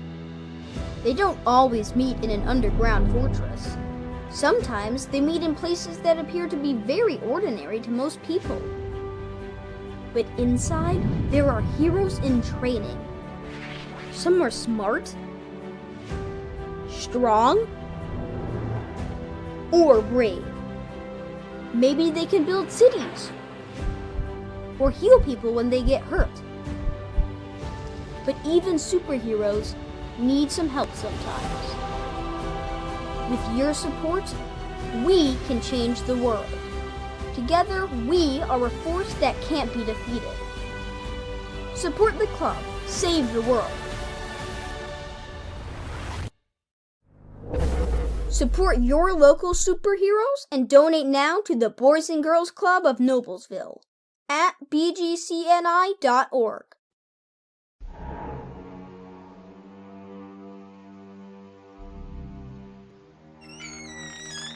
Can I help you? Yeah, I'm looking for Logan Street signs and banners. You found us. But this ain't Logan Street. This is South 10th. We moved 22 years ago. Well, how come you didn't change the name? That would have just confused people. Well, actually, South 10th is Allisonville, if you're from Fishers. Well, before that it was 37A, and before that it was State Road 37. So you're telling me that Logan Street signs and banners isn't on Logan Street anymore? It's actually on South 10th. That's Allisonville and Fishers. And before that it was 37A and 37? So you got that straight? Logan Street signs and banners conveniently not located on Logan Street, but rather South 10th Street in Noblesville. Exactly. High school sports fans, welcome back to Game Time, to pure spirits, to pure sport. Welcome back to high school sports. Fans, I'm IHSAA Commissioner Paul Knighty, and I just want to say, welcome back! This is Game Time. This is Indiana high school sports. This is your IHSAA. Imagine a health system where care extends into the streets and neighborhoods where we live. A hospital that listens in any language. With doctors who look like you, who understand there are barriers between you and your health that can't be treated with a prescription. Imagine a hospital named after the people it serves, by the community, for the community. Community Health Network. Exceptional care, simply delivered.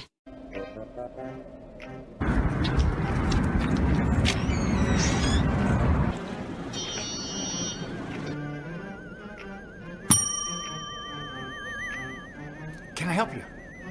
Yeah, I'd like to order a hamburger, fries, salt, maybe a large vanilla shake. Yeah.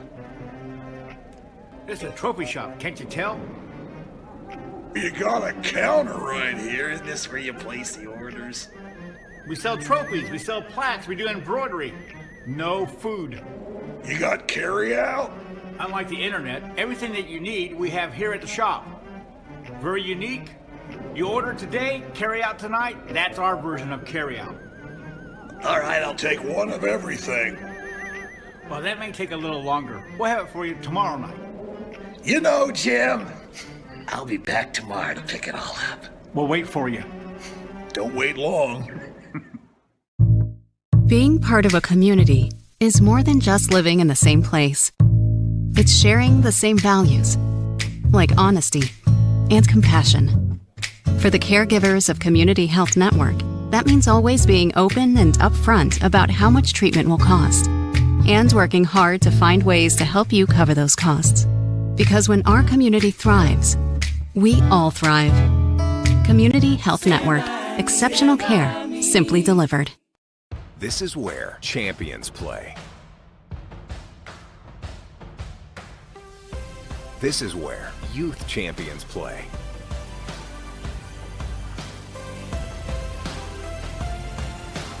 This is where collegiate champions play.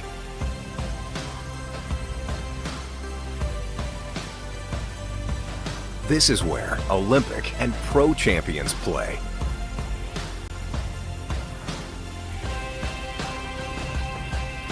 This is where all champions play.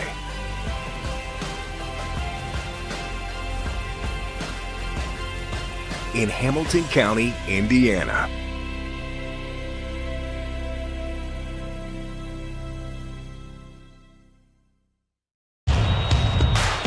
This is your IHSAA.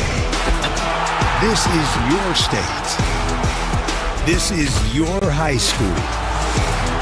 This is your athletic association. Fans, I'm IHSA Commissioner Paul Knighty, and we're here to make sure that all of this remains yours. This is your state. This is your community. This is your IHSAA.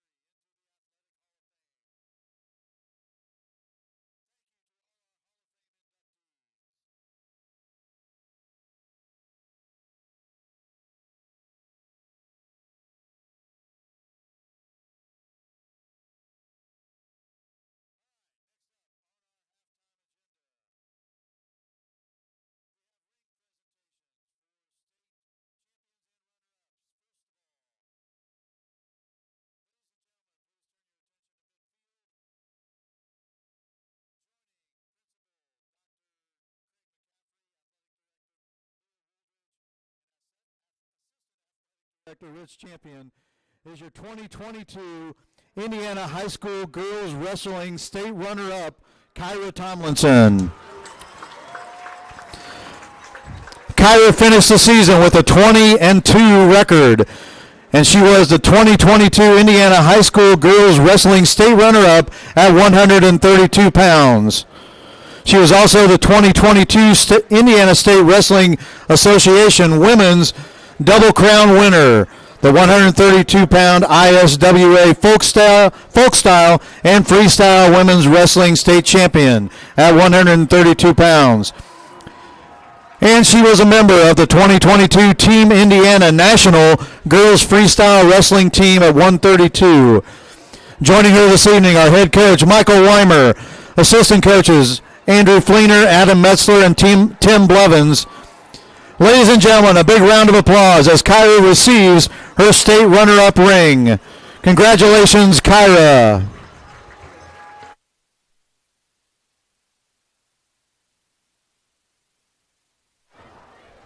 Also, if you would again direct your attention to midfield and welcome our 2022 IHSAA Girls Basketball State Champions.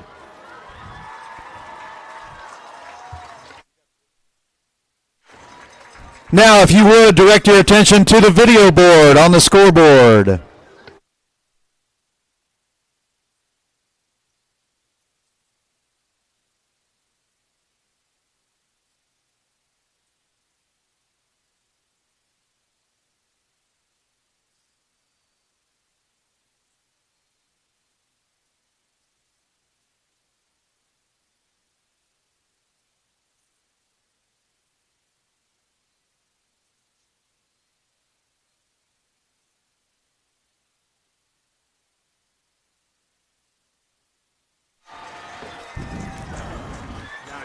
Last February, February 26th to be exact, the Noblesville girls basketball team was crowned Indiana High School girls basketball state champions. The state championship was the second in program history and the first since 1987. The Millers may have faced one of the toughest tournament schedules that any team, let alone any state champion, has ever had to face. Ever. The Millers faced and eliminated 7 teams ranked in the top 12 of the Sagarin State Computer Ratings and 3 teams in the top 5. And they did it with no seniors and ran away from the competition with an average margin of victory of 16 points. The Millers only trailed for a total of 18 minutes and 51 seconds out of the whole 224 minutes played in the tournament. Ladies and gentlemen, at this time we would like to present the Noblesville girls basketball players, managers, and coaches with their 2022 state championship rings.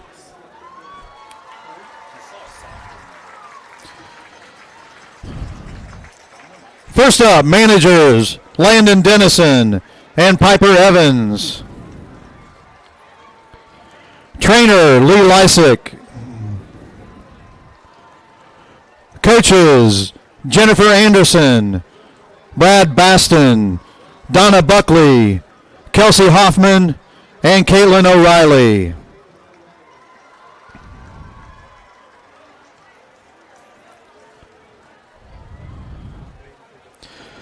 Players, Brooklyn Ely, Bree Gray, Merritt McLaughlin, Danny Mendez, Carly Moats, Aubrey Novinger, Kate Rollins, Ava Shoemaker, Caitlin Shoemaker, Brooklyn Smitherman, Meredith Tipner, and Reagan Wilson.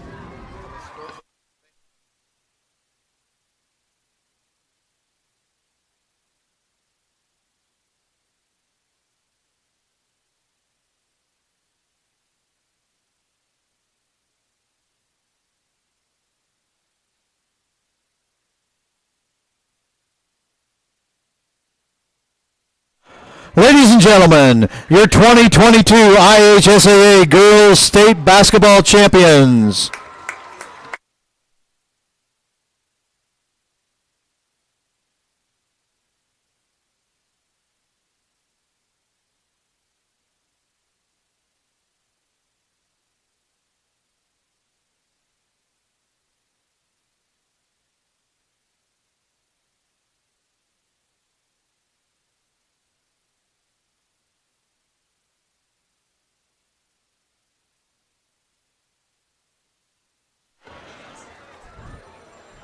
At this time, we are welcoming to the field the Marching Millers and your Miller Girls dance team.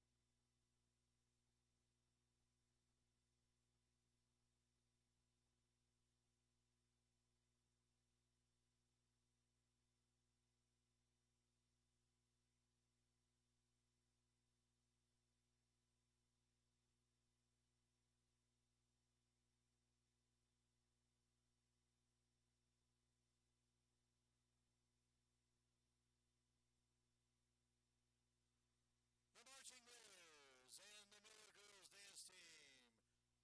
Hey fans, some Beaver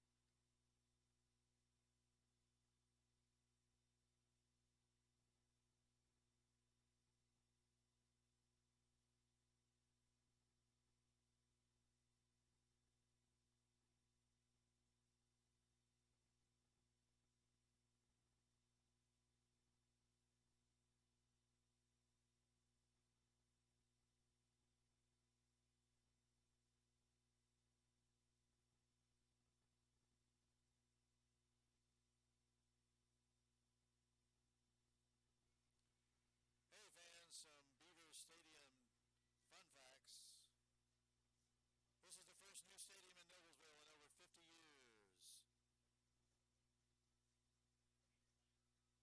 new facility offers 50% more seating, expanded concessions, additional restrooms, and added safety features. And the stadium is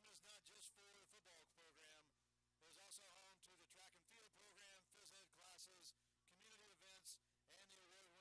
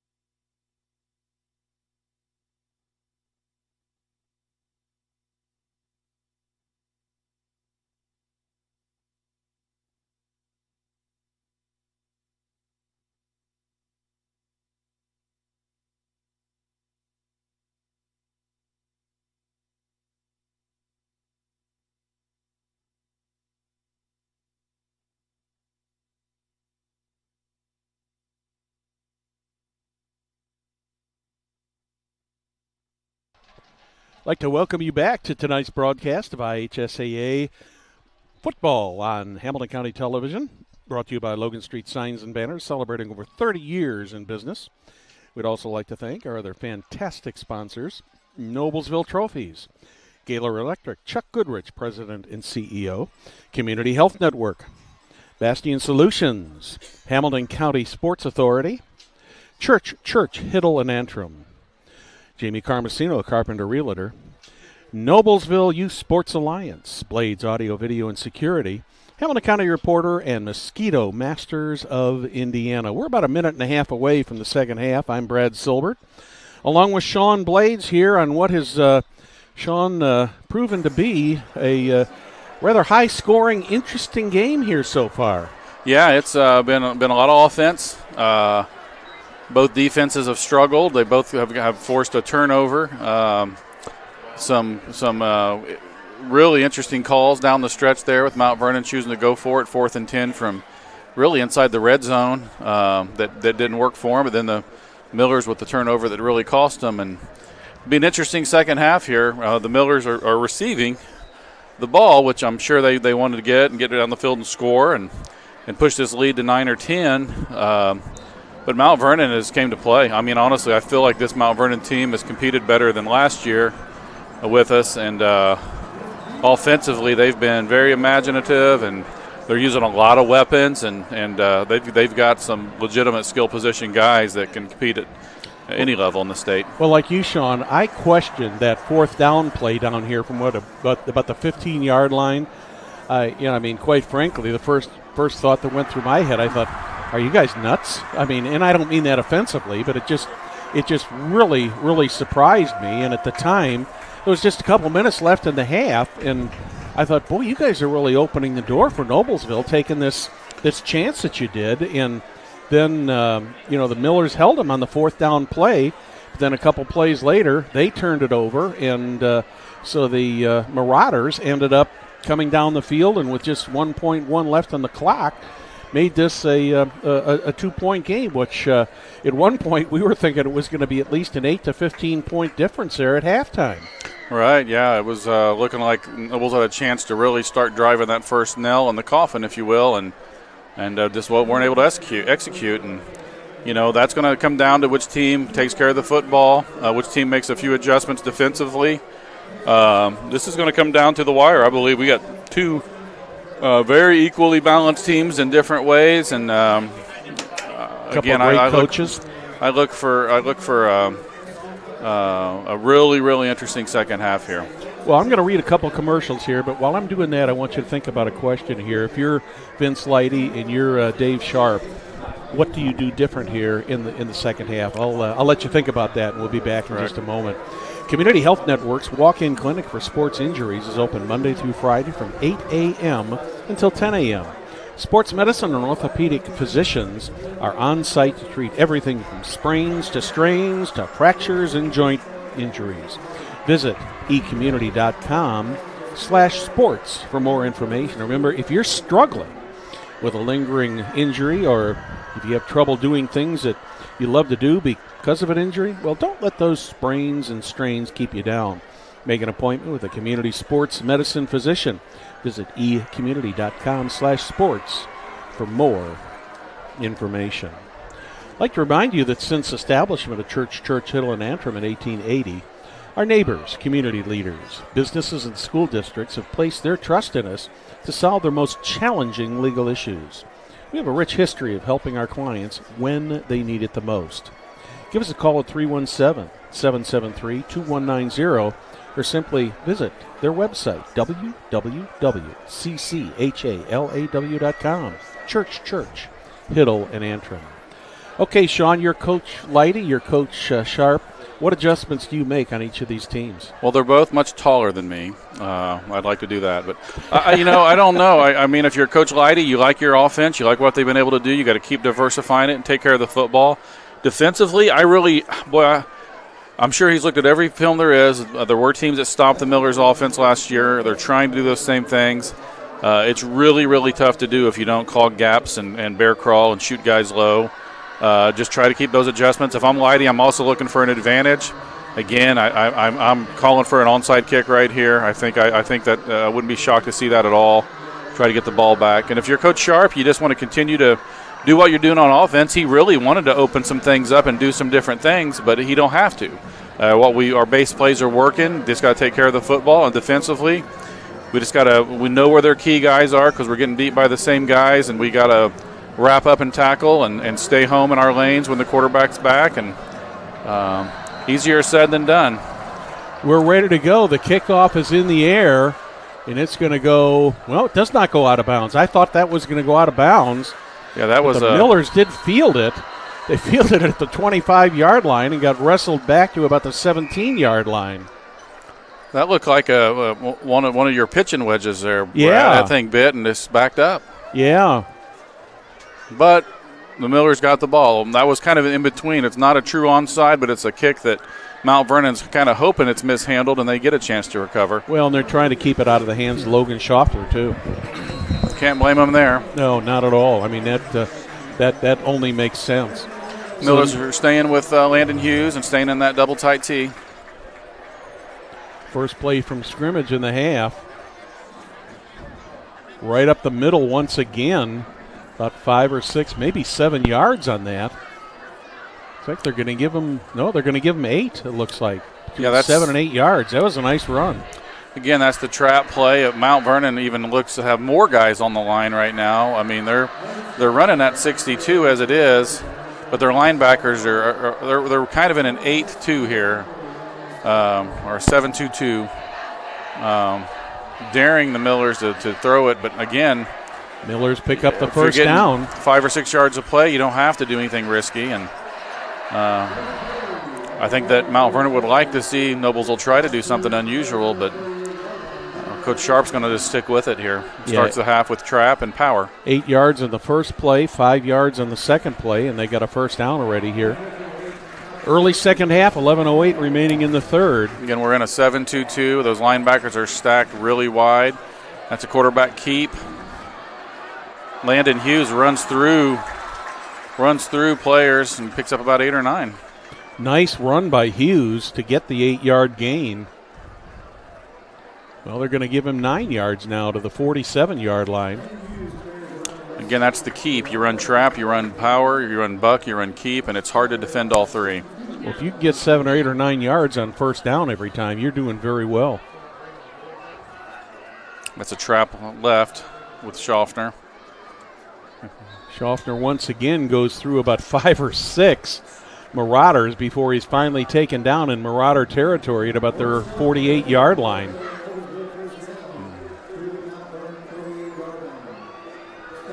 These guys must do all kinds of exercises on their legs to build up their leg strength because they just keep going and going and going. It's amazing. We have a fabulous weight room, fabulous strength coach and program, and these guys really worked hard in the offseason to do that. And there's Blake Widget off the right side. Going to get down to the 41-yard line. When the Millers practice, too, it's so fast-paced. When they go team, it's just every play coach wants them going all the way to the end zone over and over and over and over and over. And it really builds up their stamina and strength, and you really see that now. 2nd and 2. Widget once again. He's got the first down. And there's a flag thrown. I'm guessing a face mask late. Yeah, I was thinking it might be a face mask. Yeah, you talk about the conditioning issue. Of course, I was in high school too many moons ago, and we had a weight room, but holding. Holding against the Millers. That's going to cost them 10 yards from the spot of the foul, so they're going to end up back at the 48-yard line. Again, no need to panic. I mean, you're still looking at 2nd and 10, but you're getting 6-7 yards of play. We're going to go do a shotgun formation here. Little single wing look. Just a little flare pass to Schaffner. Great block on the edge by Widget. He's got a hole there, and he's going to get at least to the 40. Widget and Golly with some great edge blocking there. What you're saying about when you were back in high school, back in the 20s? Maybe my mother. No, not even my mother and father at that point. My bad. I'm bad at math. That's all right. I've known you too long, man. But, I mean, they worked on conditioning, but they certainly didn't work on it the way they do now with the athletic trainers and that. And they're much more serious about things as they go. About a 4-yard gain on that for another first down for the Millers. I believe that was Gage Golly off the left side. I think they might be a little short. Yeah, we'll see what they say. They're going to call it a first down. Call it a first down, yeah. Yeah, the strength rooms around here and the ones that I've seen in the HCC are amazing now. And every school's got strength coaches, and fitness is a big deal. Well, something I don't participate in a whole lot, but it's a pretty big deal out there. You and me both. Schaffner with a really good move. His first read wasn't there, and he still makes something out of nothing. Oh my, he is something else. He should have been stopped at the line of scrimmage there, Sean, and he ended up with 5 yards on that play. I think I said to Perry last year, that scene from Rocky when Burgess Meredith had Rocky go try to catch the rooster in the yard. Yeah. That's what it's like trying to catch Logan Schaffner. It's just not easy. 2nd and about 5. Power right. Now Widget again. That was a blown assignment there. Number 15, the defensive end, was completely unblocked. But I can remember when my son played football back in the middle to late 90s. They were really getting into the conditioning thing in that, and I think really, in all honesty, he had a few strains and sprains through his career, but I really do believe that the conditioning that he went through saved him from some possibly very serious injuries. Right, yeah. The Millers tried to get him to jump there, and we're not successful. We're going to go and run the play here on 3rd and 4. Third and again, Widget's power, got it. Power Looks ride. like he's got the first down. Inside run. It's going to be close. Yeah, very close. If not, the judge on the near side here looks like they got it, but the far side, depends where they spot that ball. They've got it spotted. Been just about a 5-minute drive so far for the Millers to start second half, which is. Are they calling it fourth down, or are they They're going to measure? They're going to measure. Okay. So we'll have to see what the measurement brings here. I thought from our angle it looked like he had it, but the ball is down there right near the 30-yard marker on the far end. Oh, is he going to have it or not? Oh, he's just going to be short by a couple of inches.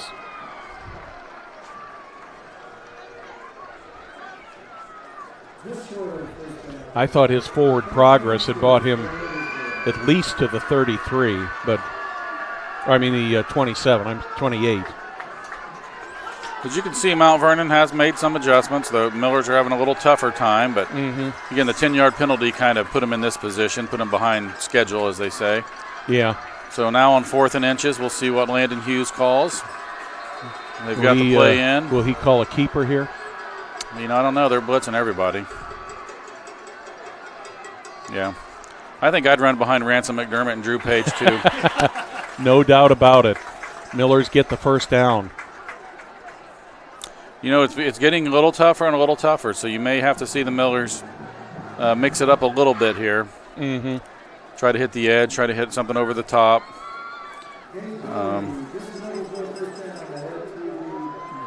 Mount Vernon's in a 7-2-2, as we said, but they're really bringing people down. They're 1st and 10. There it is. Wide open, Aaron Brewer. Almost intercepted. Wow.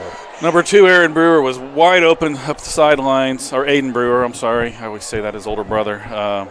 Hughes just didn't trust himself to throw that. But that would have most definitely been a pick 6. And I've got to believe that the Marauders are looking at that and saying, boy, did we miss an opportunity. Yeah, and the Millers really dodged a bullet. Right off the chest. Landon has to trust himself there and air it out to Aiden. He had 5 yards on the defender, and he just didn't pull the trigger. 2nd and 10. Oh, there we go. Let's get 5 of it back. Either way, even though that play didn't go our way for Noblesville, that makes Mount Vernon have to think a little bit and respect a little bit of what we could do. Oh, yeah. Again, if you're Coach Leidy, you want us to have to do things like that, so maybe they can force a mistake, which we just about saw. Yeah.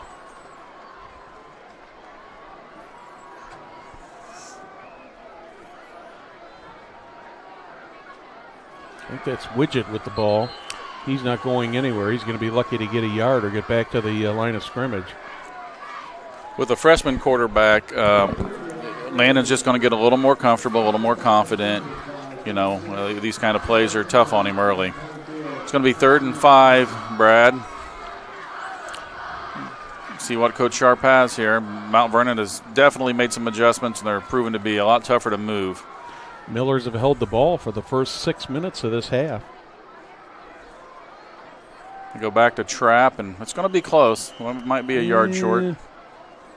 Yeah, I think we're going to have another measurement here.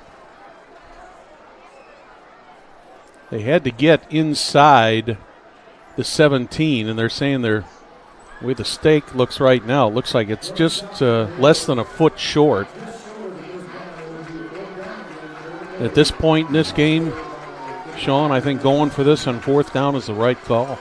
Yeah, you have to go for it. And they got to run behind those 2 boys again. They got it.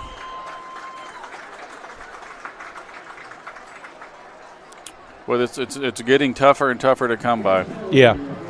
Well, it's still 77 degrees out there, although the humidity is low. But how many times first game of the season we seen kids almost playing like they're in a sauna? Right, yeah. Or a steam room, I mean. There's trap right with Schaffner, trap left rather. Michael Bennett, I believe, on the pole. That's a better gain, about 5 yards there. Got down to the 10.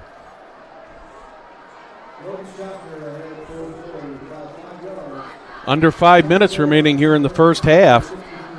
First possession of the half for either team. Millers have done a very, very nice drive here for this opening drive of the half. Wow, Mount Vernon jumped again. Is that going to be enough to give the Millers a first down? Pretty close. Just if my eyes are right, I believe it is. Yeah, I think you're right. It's very frustrating. So it'll be first and goal from, what are they on, the 6 or the 5, it looks like? It's like the 5-yard line. Widget with the ball, and he's into the end zone. Look at that. Flashing lights once again. Wow.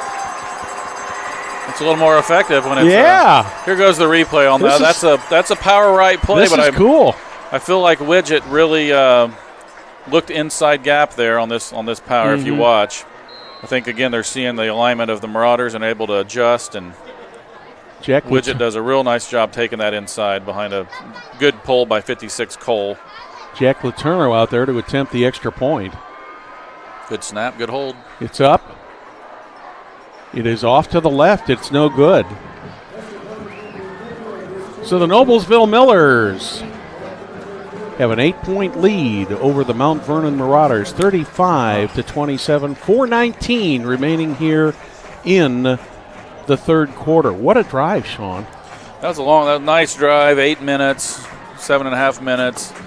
Mount Vernon really stepped up, but they just couldn't hold them off. The holder there, Reese or Jordan Sharp, come up limp on that play after the hold. They're checking him out over here. He's a starting defensive player for the Millers, so they're hoping he's back.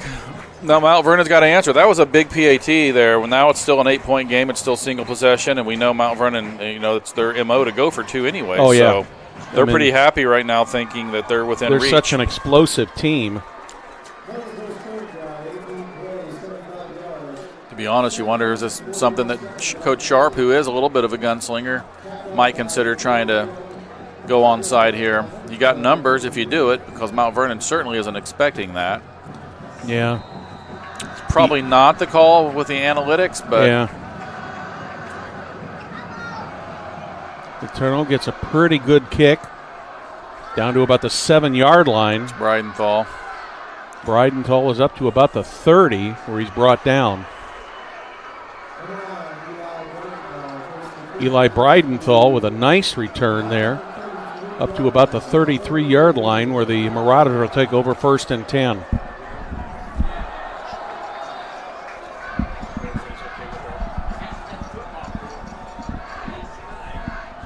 Crowd's getting a little rowdy here, Brad. I'm feeling the whole press box shake. Yeah. This must be what it's like to live out on the West Coast, huh?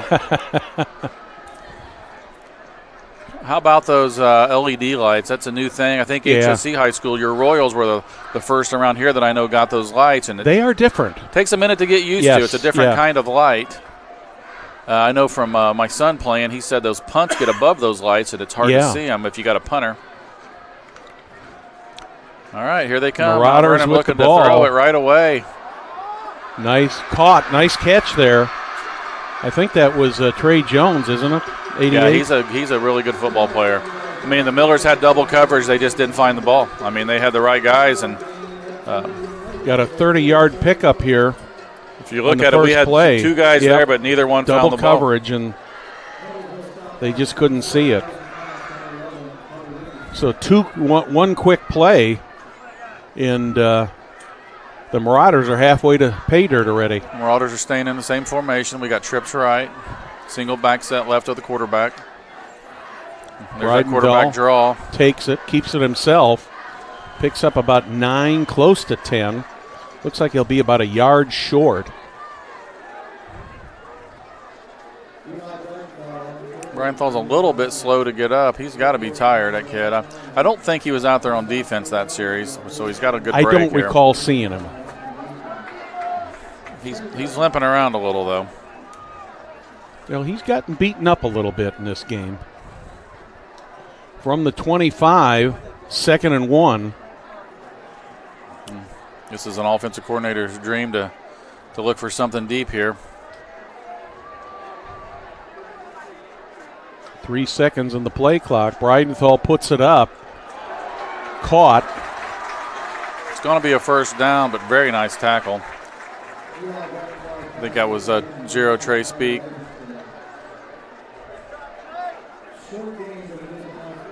Short gain, but enough for a first down at the 21-yard line. Coming up in 2.5 minutes remaining here in the third quarter. Mount Vernon really must feel after watching the first half they can exploit the secondary with a pass, and came out passing to the first three and a quarterback draw the other play, and they're finding some holes in that zone. There's a quarterback run again. Breidenthal with the keeper inside the 20. They'll probably give him the 19, give him his forward progress there. It's not bad defense by the Millers. He looked left and cut back right, and we had both gaps covered pretty well. You know, pretty happy with that if you're Noblesville's defense. Second down and 8.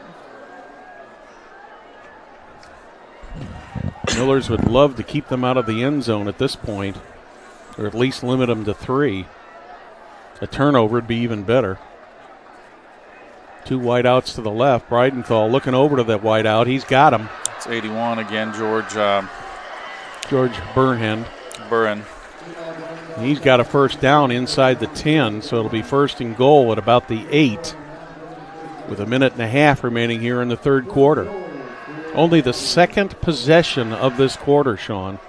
A little different than the first quarter. Yeah.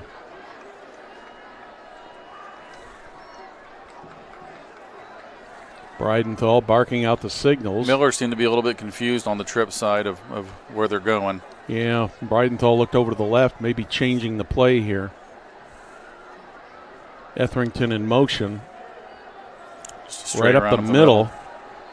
That's going to maybe get a yard or 2 at the most. Really good defense. LaBelle up the middle. Maybe got a yard or 2.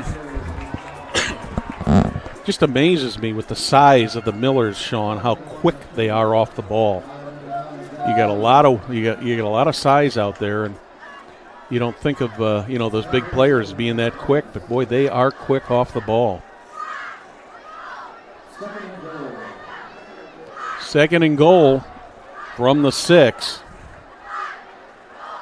Breidenthal at quarterback. He's going to keep the ball. Is he going to be in? He's going to get in there. We had nobody on the edge. Yep, nobody on that left side. Eli Breidenthal has made this a 2-point game. And I've got to believe at this point that there's the replay. I couldn't tell who was supposed to be out there, but we didn't appear to have any outside linebacker in position at all. No, he just swept to his left, and he went in unscathed. They're going to go for 2 to tie it. This is a really big play, and they tried the freeze play in Noblesville. Noblesville was disciplined and didn't jump. We're going to have a timeout called here by the Millers. They're going to take a timeout to talk this over. We'll take a timeout, too, and remind you that celebrating over 30 years, Logan Street Signs and Banners specialize in last-minute signage and banners, serving Noblesville and Hamilton County since 1992. You can contact them at 317-773-7200. And be sure to visit their website, www.loganstreetsigns.com, and follow them on Facebook. Noblesville Trophies offers a large range of products, including sports trophies and corporate awards. Noblesville Trophies provides you with same-day service for those last-minute decisions. Contact them at 317-773-7391, or check them out online, www.noblesvilletrophies.com.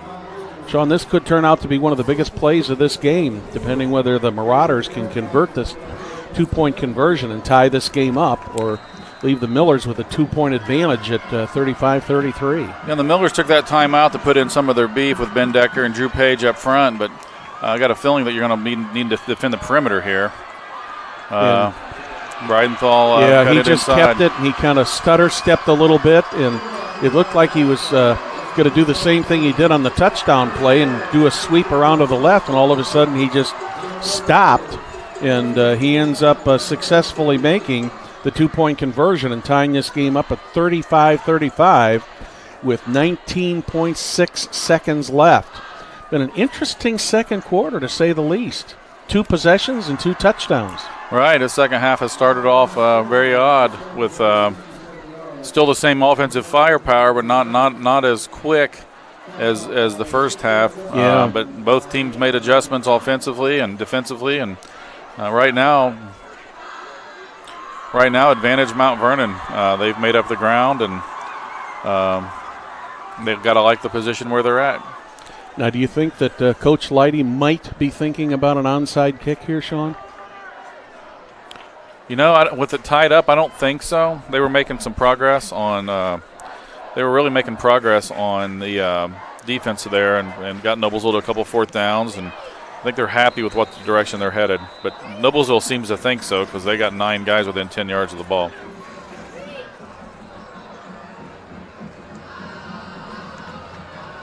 Short kick. Another one of the loopers.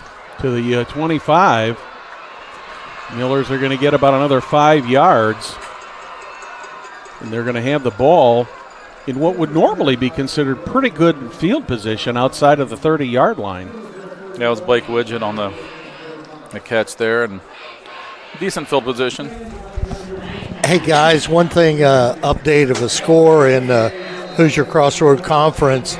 New Palestine Dragons 28, Westfield 14. That's at the third quarter.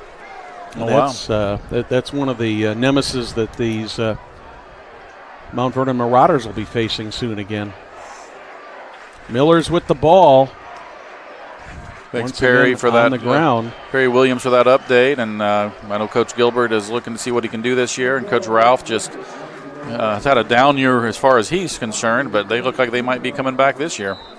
3 quarters of this game are in the books. At the end of the third quarter, it's the Noblesville Millers 35, Mount Vernon Marauders 35. You're watching Hamilton County Television Sports, brought to you by Logan Street Signs and Banners in Noblesville.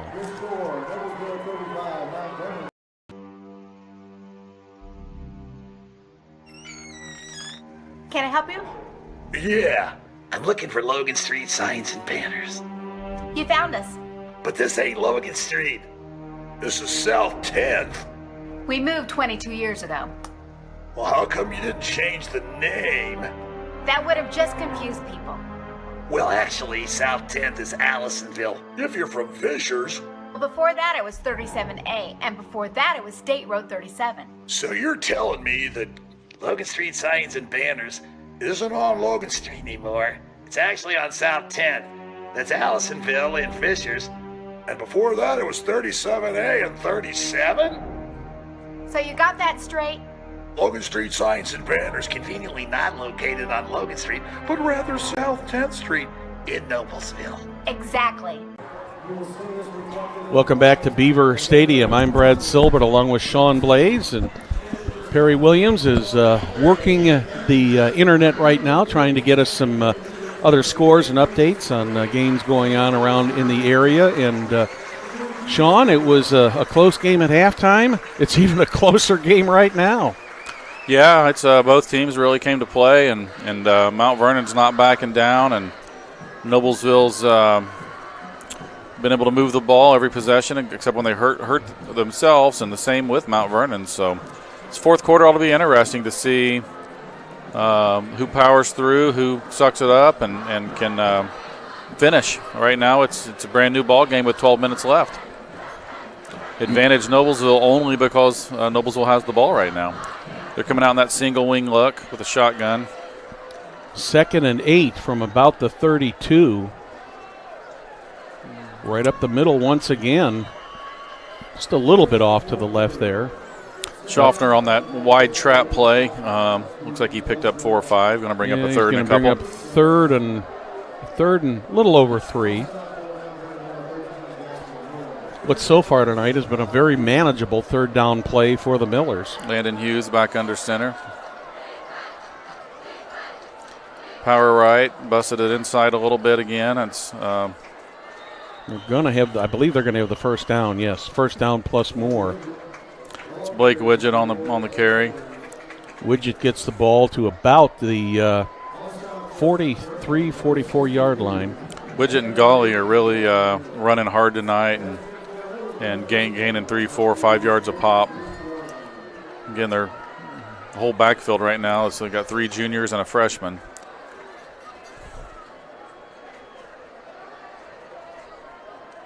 Hey, Mount Vernon didn't jump that time on the no play. Again, they're in a 7-2-2 front.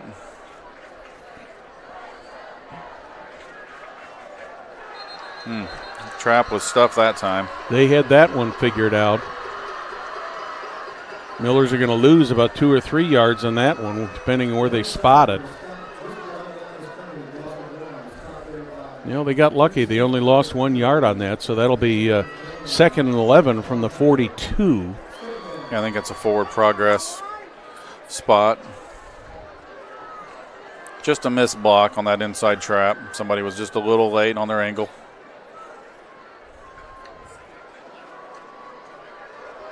Quarterback keep here down the left side. Landon Hughes picks up about 7 or 8.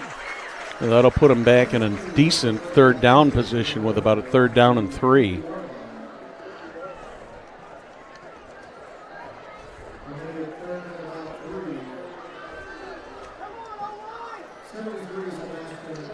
Third and 3 from midfield. Millers need to keep this drive going with 9:50. Checks the play and it's power left. Gage Golly just running so hard. Picks up about 6. He should have been stopped after about 2 yards there, Sean. He just his feet kept going, his body kept spinning, and he ended up with 6 yards on that play. Here's the replay. You can see they're trying to run off tackle left.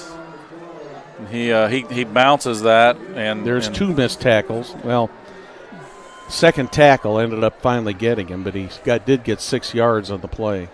There's a toss right. We haven't seen us try to get wide much. Again, Breidenthal comes up and sets the edge there. Schaffner gets about 3 yards on that play. It looks like we got a Mount Vernon Marauder down. We have an injury timeout being called. It's defended pretty well. We haven't seen the Millers run that toss yet, and they saw a chance to get outside. But again, number 9, Breidenthal's just doing everything tonight for the Marauders. He's something else. Well, while we've got an injury timeout here, let's remind you that Gaylor Electric is the highest performing national contractor of excellence. Since 1984, Gaylor Electric's success continues to be built upon the cornerstone of reliable resources, reliable outcomes, and reliable insights, all fueled by our genuine care for people. Gaylor Electric, along with Chuck Goodrich, President and CEO, are proud sponsors of Hamilton County sports. I'd like to remind you the common signs of a concussion may include dizziness, headache, nausea, and memory loss. If you have any of these symptoms with a head injury, be sure to see a physician as soon as possible. Visit ecommunity.com/FAD for a list of Community Health Network physicians. Just about ready to go back to action here after the injury timeout. Yeah, Hunter Atkinson got up on his own power and jogged off. Logan Schaffner right now is at 17 carries, I believe 141 yards, 151 yards. It's a good start. And just got word that there was over 6,000 people here at the stadium this evening. There's Schaffner again. There he goes. Is he going to break? Oh, man, he had one to beat. Just about did. Number 10, Gavin Joy, sophomore DB, made a really nice play there to save that touchdown. That ankle tackle saved 6 points for sure. See, this is the trap left. A good block by number 58, Michael Bennett. Linebackers were handled. That's just a safety making a play. Yeah. Had a nice angle on the play. Once again, right up the middle. It's Gage Golly again for about 7. Just a good hard run. Right now, as a coach, you're just preaching ball security, stay on your blocks. No holding, no penalties, and methodically drive this ball down. A little under 8.5 minutes left. Miller's driving.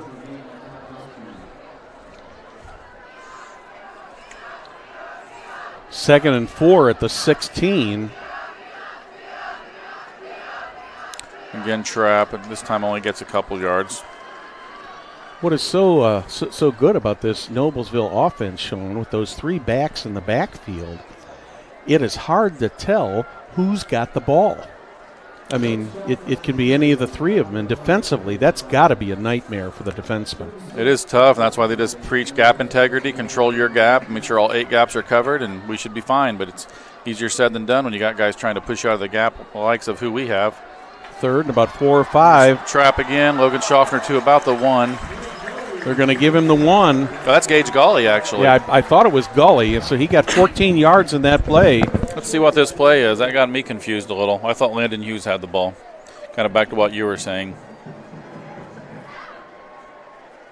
That's just power, but he makes a really nice cutback against that over pursuit. Gage is a tough, tough kid. There's Gage again, in for the touchdown. Millers score again. Another 6 for the Millers. Here comes the replay. Again, it looks like it's just going to be straight power left behind Big McDermott and Drew Page out there. Cole, the left guard, it's like a hinged door swinging. See, Michael Bennett got kind of hit in the back there. Noblesville's going to go looks like they're going to go for 2 here. It's probably a good call. Yeah, with a 7-point lead right now. Ooh, it's a 6-point lead. I don't know. I'm Coach. sorry. Yeah, my math. Yeah, I'm getting old. Yeah. Yeah, that's not the new math. It's the old math, yeah. Power again. He got it. He got it. Well, when you're pounding them, keep pounding them. Well, that makes it an 8-point lead now for the Millers with 7:18 remaining here in this ball game. This thing is seesawed back and forth, Sean, and this has been a great game. That's a gutsy call by Coach Sharp and a great conversion. Great conversion, controlling that left side of the offensive line right now. And you know, in Mount Vernon's gonna go, if they score, they're going for 2. So we had to do that. Definitely. You know, since the establishment of Church, Hiddle, and Antrim in 1880, our neighbors, community leaders, businesses, and school districts have placed their trust in us to solve their most challenging legal issues. We have a rich history of helping our clients when they need it the most. Give us a call at 317-773-2190 or simply visit our website, www.cchalaw.com. Church, Hiddle, and Antrim. So the Millers will kick off once again. And Perry, what you got there, man? I got a quick score here. Trinity 10, Carmel 7 with 4:02 left to go in the third quarter. Well, Louisville Trinity, always a tough game, and Carmel plays them out of the gate usually. Deep kick here. I was curious if we were going to try some onside action. 81. Burhan picks it up. He's still on his feet. He's at the 20. Pretty good coverage by the Millers. Got a couple guys laying everywhere. There's guys laying all over the place. Get up, Trey. We Trey's got a good. Miller down. Was that Speak who's down? Yeah, they got up. They don't want to come out of this game. No.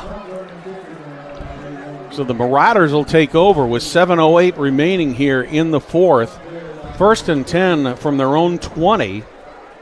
Speak and Hastings were down for a second. I think they were just stunned a little bit. They don't want to get out of this. Nah, they wanted a quick blow. They just wanted a quick blow, Perry, and maybe they said a couple prayers while they're down there or something. You know, I don't know. Mount Vernon takes over here, keeping Bridenthal at quarterback. No, is Bridenthal split out? No, I think he's still a quarterback. I can't tell. Nope, that's the freshman. Nice pass. Excellent throw over the middle to Jones. Luke Ray Ertl. Jones doing just what starting off this drive almost exactly the same way they started off the last drive. Yeah, Luke Ertl comes back in, and Jones comes from the slot and just runs a skinny post, and nobody around him. The zone beater. And Jones gets almost out to midfield. He's got a 28-yard gain on that play. 1st and 10 at the 48. Bridenthal back at the quarterback position. Mount Vernon's doing a wonderful job mixing that up. And well, if the Mount Vernon Marauders are going to win this game, this mixing it up at quarterback is going to definitely be one of the factors that's going to make the difference. 3 seconds on the play clock here, yeah. Bridenthal off the right side. Ooh, he's really met hard there. Yeah, boy, he ran into a wall And there's there. a fumble. The ball beanbag is down. There's definitely a fumble. Millers are saying they've got it. No signal yet from the official. We'll have to see. He got hit. Yes. They do. The Millers have the ball. The Millers have recovered at the 49 or 50. Somebody came up there and laid a hit on Bridenthal, who is very slow to get up right now. I'd like to see that again. Yeah, he's walking off the field very dejected. Bottom line is the Millers will take over the ball with 6 minutes, 24 seconds at their own 49-yard line. Hey, Brad, Center Grove's leading Warren Central 17-8 with 10:05 left to go in the game. That's a big game here in the state. A MIC game early in the season. Well, no, it's not a MIC game. Now. Oh, that's right. My mistake. Center Grove just continues to do what they do. Coach Moore down there runs the most efficient program, top to bottom, and they know how to develop football players and just keep the train rolling. There's something else. Yeah, that's a great program down there. I believe that was Gage Gawley off left tackle. Gage is right now has superpowers. I don't know if you've noticed, but the way he's moving, his body language, his energy. He's something else. He's got a boost of adrenaline right now, and he is 8-yard gain on the play. More importantly, the Millers continue to see the clock run at 5:45. Schaffner on the trap. That time it's stuffed pretty good, and somehow he squirts out of there like a. And they're going to give him the 40-yard line, so he's going to get a first down. I don't know how. He was stopped. He was dead stopped at the line of scrimmage, but he never gave up, Sean, and he just kept going, and kind of like the Energizer Bunny. It just couldn't keeps going and going and going. That's a good reference for him. The Miller offensive line's obviously gotten stronger and better last year, adding a couple of players, but honestly our backfield has really improved with these young guys that have worked hard in the weight room and worked hard in the offseason, and it's really showing. There's Blake Widget. Right up the middle. Blake Widget for 5 yards off the right side. Another 5 yards. I'm curious as to what the time of possession is so far in this game, because the Millers have got to be dominating the time of possession. Oh, most definitely. In this this Marauder defense has got to be getting tired. They spent a lot of time on the field. Right. And Coach Sharp hasn't really had to open it up much. He's just stuck with his bread and butter, and I don't blame him. I mean, you don't want to show much. You don't have to want to take risks when you're getting 4, 5, 6 yards of play. Why bother? Miller's about 4 minutes and 29 seconds away from a possible victory here if they can hang on here. There's Widget right again up off the right side. Got 4 more yards. He's down. They were saying he was down. Nope, the referee is pointing to the ground. Hey guys, another game being played right now. It's only 52 seconds left to go in the third quarter. Brownsburg leads Ben Davis 21-9. That's an interesting game. That's a good way to start. A bunch of purple on that field. Yeah. You know, the last few years, Brownsburg is dominated that game. Mm-hmm. Miller's right up the middle again. Still going, and finally down. That's Superman. That's Gage Gawley. Yeah, at about the 17-yard line. He refuses to be stopped. Take a look at how he just keeps going and going and going. Right through that line. That line keeps going. And how he came through that and out of that, that's amazing. That's almost like he's a magician. He's pulling a rabbit out of the hat to do that. 3:20 remaining. Miller's looking to extend their lead. They're up 43-35 right now. It's Gawley once again up the middle. There is a fumble that time, there's unfortunately. a fumble. And let's see if they're going to rule that down. I haven't seen a ruling from the referee yet. Mount Vernon's ball. Mount Vernon gets the ball. My, oh my, what a turn of events. So the Mount Vernon Marauders get a break, and they're going to take over at their own 8 with 3 minutes and 4 seconds left in this one. And, Sean, 3 minutes and 4 seconds for the Mount Vernon Marauders to score is an eternity. Yeah, and they've got all 3 timeouts. Unlike the first half, they haven't used any. And, again, the Millers have had 2 chances to really kind of stretch this game and put Mount Vernon in a bad spot. And both times it's been a fumble that ended the drive. So yeah, and it was late in the first half that they fumbled, and Mount Vernon ended up scoring with 1.1 second remaining in the half. Is that Breidenthal or is that Ertl at quarterback? I can't tell. It's Ertl.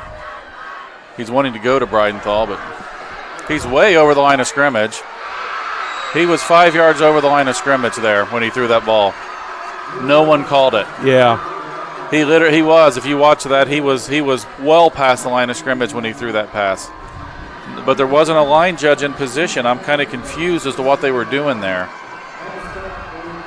I don't know why our coaches aren't complaining more. I guess it wouldn't get him anywhere, but he was at least 3 to 4 yards past the line of scrimmage. Well, he didn't get out of bounds, so he couldn't stop the clock. That one's way up there, and that one is caught by Breidenthal. And all of a sudden, the Mount Vernon Marauders are back in business. Here's the replay. Let's take a look at the replay. I'm really surprised we don't have help over the top against Breidenthal. We know what he can do. Yeah. And he goes out of bounds at about the 32-yard line. Stops the clock with 2:33 Still remaining. Don't have any help for him, but is that Breidenthal again? No, that's 81. That's Burhan, excuse me. He gets about 4, but he does not get out of bounds. 2:19 left in the fourth. This is going to come down to a bit of a nail biter, Sean. I believe so. I think it's what we all expected, though, guys. Yeah, no doubt. When they put 81 and 9, when they put Burham and Breidenthal on the same side, it really puts the Millers in a tough spot. Yeah. Yeah, it does. Up. He's Caught, out of bounds. He's out of bounds. It's a pretty good hit there. Yeah, it was. So that'll make it 3rd and 6 from the 28. Sharp there on the hit. Good bit of defense by the Millers. Millers need 2 more good defensive plays here to get this ball back. Sticking with Ertl. Breidenthal down on the bottom. Ertl. Scrambling. He's going to be brought down. And he throws the ball away. It might be a backwards pass even. Well, I don't think it was a backward pass, but he may have been in the grass. They're going to call it grounding. I see the flag going down now. I believe I saw a flag. Intentional grounding. That's the right call on that one, Sean. Yeah, he didn't get it past the line of scrimmage, and the receiver was 10 yards downfield. Yeah, he did get some forward option. He did get a little bit of forward on it, but you're absolutely right. It did not go past the line of scrimmage, and there was not a receiver within at least 10 yards of him. That's a big play because that's lost it down as well. So that'll make it 4th in about, well, when they march it off here. Mount Vernon's going to take a timeout of their own. That ball is going to go back to about the 39-yard line. The ball is not even. The ball's not on the field. I don't know where the ball went. Yeah, the referee is the official standing at the 39. I see the flag or the marker across the field at the 39-yard line. Now the referee has got it, and they are placing it at the 39-yard line. So that'll make it a 4th and 17 play. So the Marauders here really need to pull a rabbit out of the hat on this one, Sean, but nothing would surprise me. Yeah, no, it would surprise me almost if they don't make something happen here. Yeah. Just the way this game's been going. I don't know much about officiating. I'm trying to watch the line judges because that throw there, I don't know if we had a replay or not, but it was borderline being a lateral as well, Yes. which means the ball would be spotted where it went out. Mm-hmm. So technically that isn't grounding if it's not a forward pass. But also that play earlier, I can't wait to watch the huddle film because I swear that quarterback was 3 to 4 yards past, but there was no official on the line of scrimmage. So I don't know whose call that is. I don't think they're both supposed to slide downfield, but I don't know. The game's on the line, 4th and 17 from the 39. This crowd's coming alive out there. Number 9's who I'd be looking for. He's in number 3 out on the trip side. Way over to the far side. Basically a Hail Mary. No good. Incomplete. They wanted a flag, but I don't believe that. No, I don't think that warranted a flag at all.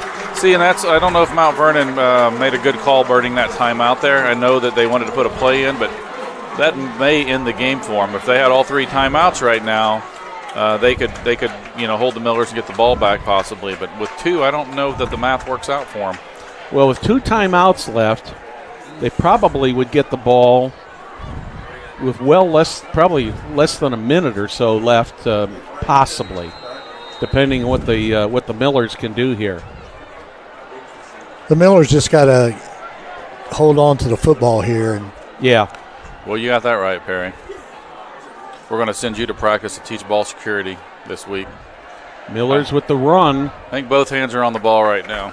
Another 8-yard run there, and of course, as we expected, the Mount Vernon Marauders call a timeout. They will be down to 1 timeout after this timeout. While there's a timeout, let's remind you, Jamie Carmesino is a full-service hometown realtor who's committed to helping you navigate this real estate market. Have a question about buying or selling your home? Call Carmo for help today, 317-490-3735. Jamie Carmesino, a Carpenter realtor. Well, Brad, we got to get 2 yards, and the Millers got to get 2 yards, and the game will be over. Yes, with one Mount Vernon down to 1 timeout. I'd be tempted to run the no play and get them to jump off sides. Yeah. Gage Golly. He might have it. He's close. Yeah, if he got to the 50, he's got it. Yeah, they both have him marked beyond the line. Yeah, they've got him marked at the 50. If that's the case, that's a huge first down. Yeah, that is a fantastic first down. And of course, the Mount Vernon Marauders call another timeout. Perry, you got any more updates on scores? Well, I was kind of looking here to see, and I don't see anything we haven't already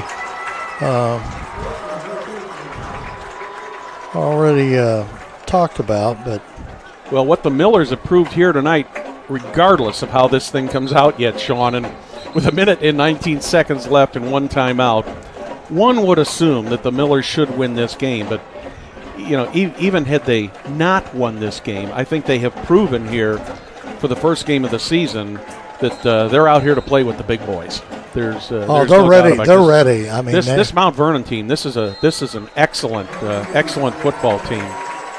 So the Millers got the job done, but they got plenty to improve on. Got to be able to throw the ball a little bit when they need to. Defense has to.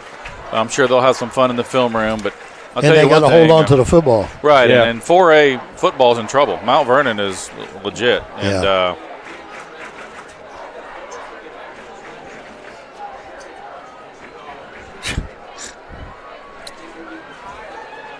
victory formation for Landon Hughes here. They have to take about 10 more seconds off the clock here before they run the last play. Now they can run it at 40 seconds, and they do. And the clock starts. And the Noblesville Millers have pulled the upset. Sean, your thoughts on the game quickly? Hey, really, really good game by both teams. I don't think either team is disappointed. Both got a lot to work on. I think they can both expect to have exciting and good seasons. Perry, your thoughts? Only tomorrow night, you and I'll be doing grinder football. Over at Westfield with Westfield Mudsock at 6 o'clock. Well, I can't wait for one of these nights when Sean's coaching and I can call one of his games. You could. Next weekend we got Carmel here. You're invited. Yeah. Fantastic game tonight. Fantastic victory for the Noblesville Millers, opening up against the defending 4A state champion, the defending state champion Mount Vernon Marauders. We'd like to thank you for watching tonight's broadcast of IHSAA football on Hamilton County Television Sports, brought to you by Logan Street Signs and Banners in Noblesville. Also, like to thank our other sponsors, Noblesville Trophies, Gaylor Electric, Chuck Goodrich, President CEO, Community Health Network, Bastion Solutions, Hamilton County Sports Authority, Church, Hiddle and Antrim, Jamie Carmesino, Carpenter Realtor, Noblesville Youth Sports Alliance, Blades Audio, Video, and Security, Hamilton County Reporter, and Mosquito Masters of Indy. On behalf of Sean Blades, Perry Williams, and our technical crew, Bill Wofford and Jim Wofford, good night from Beaver Stadium.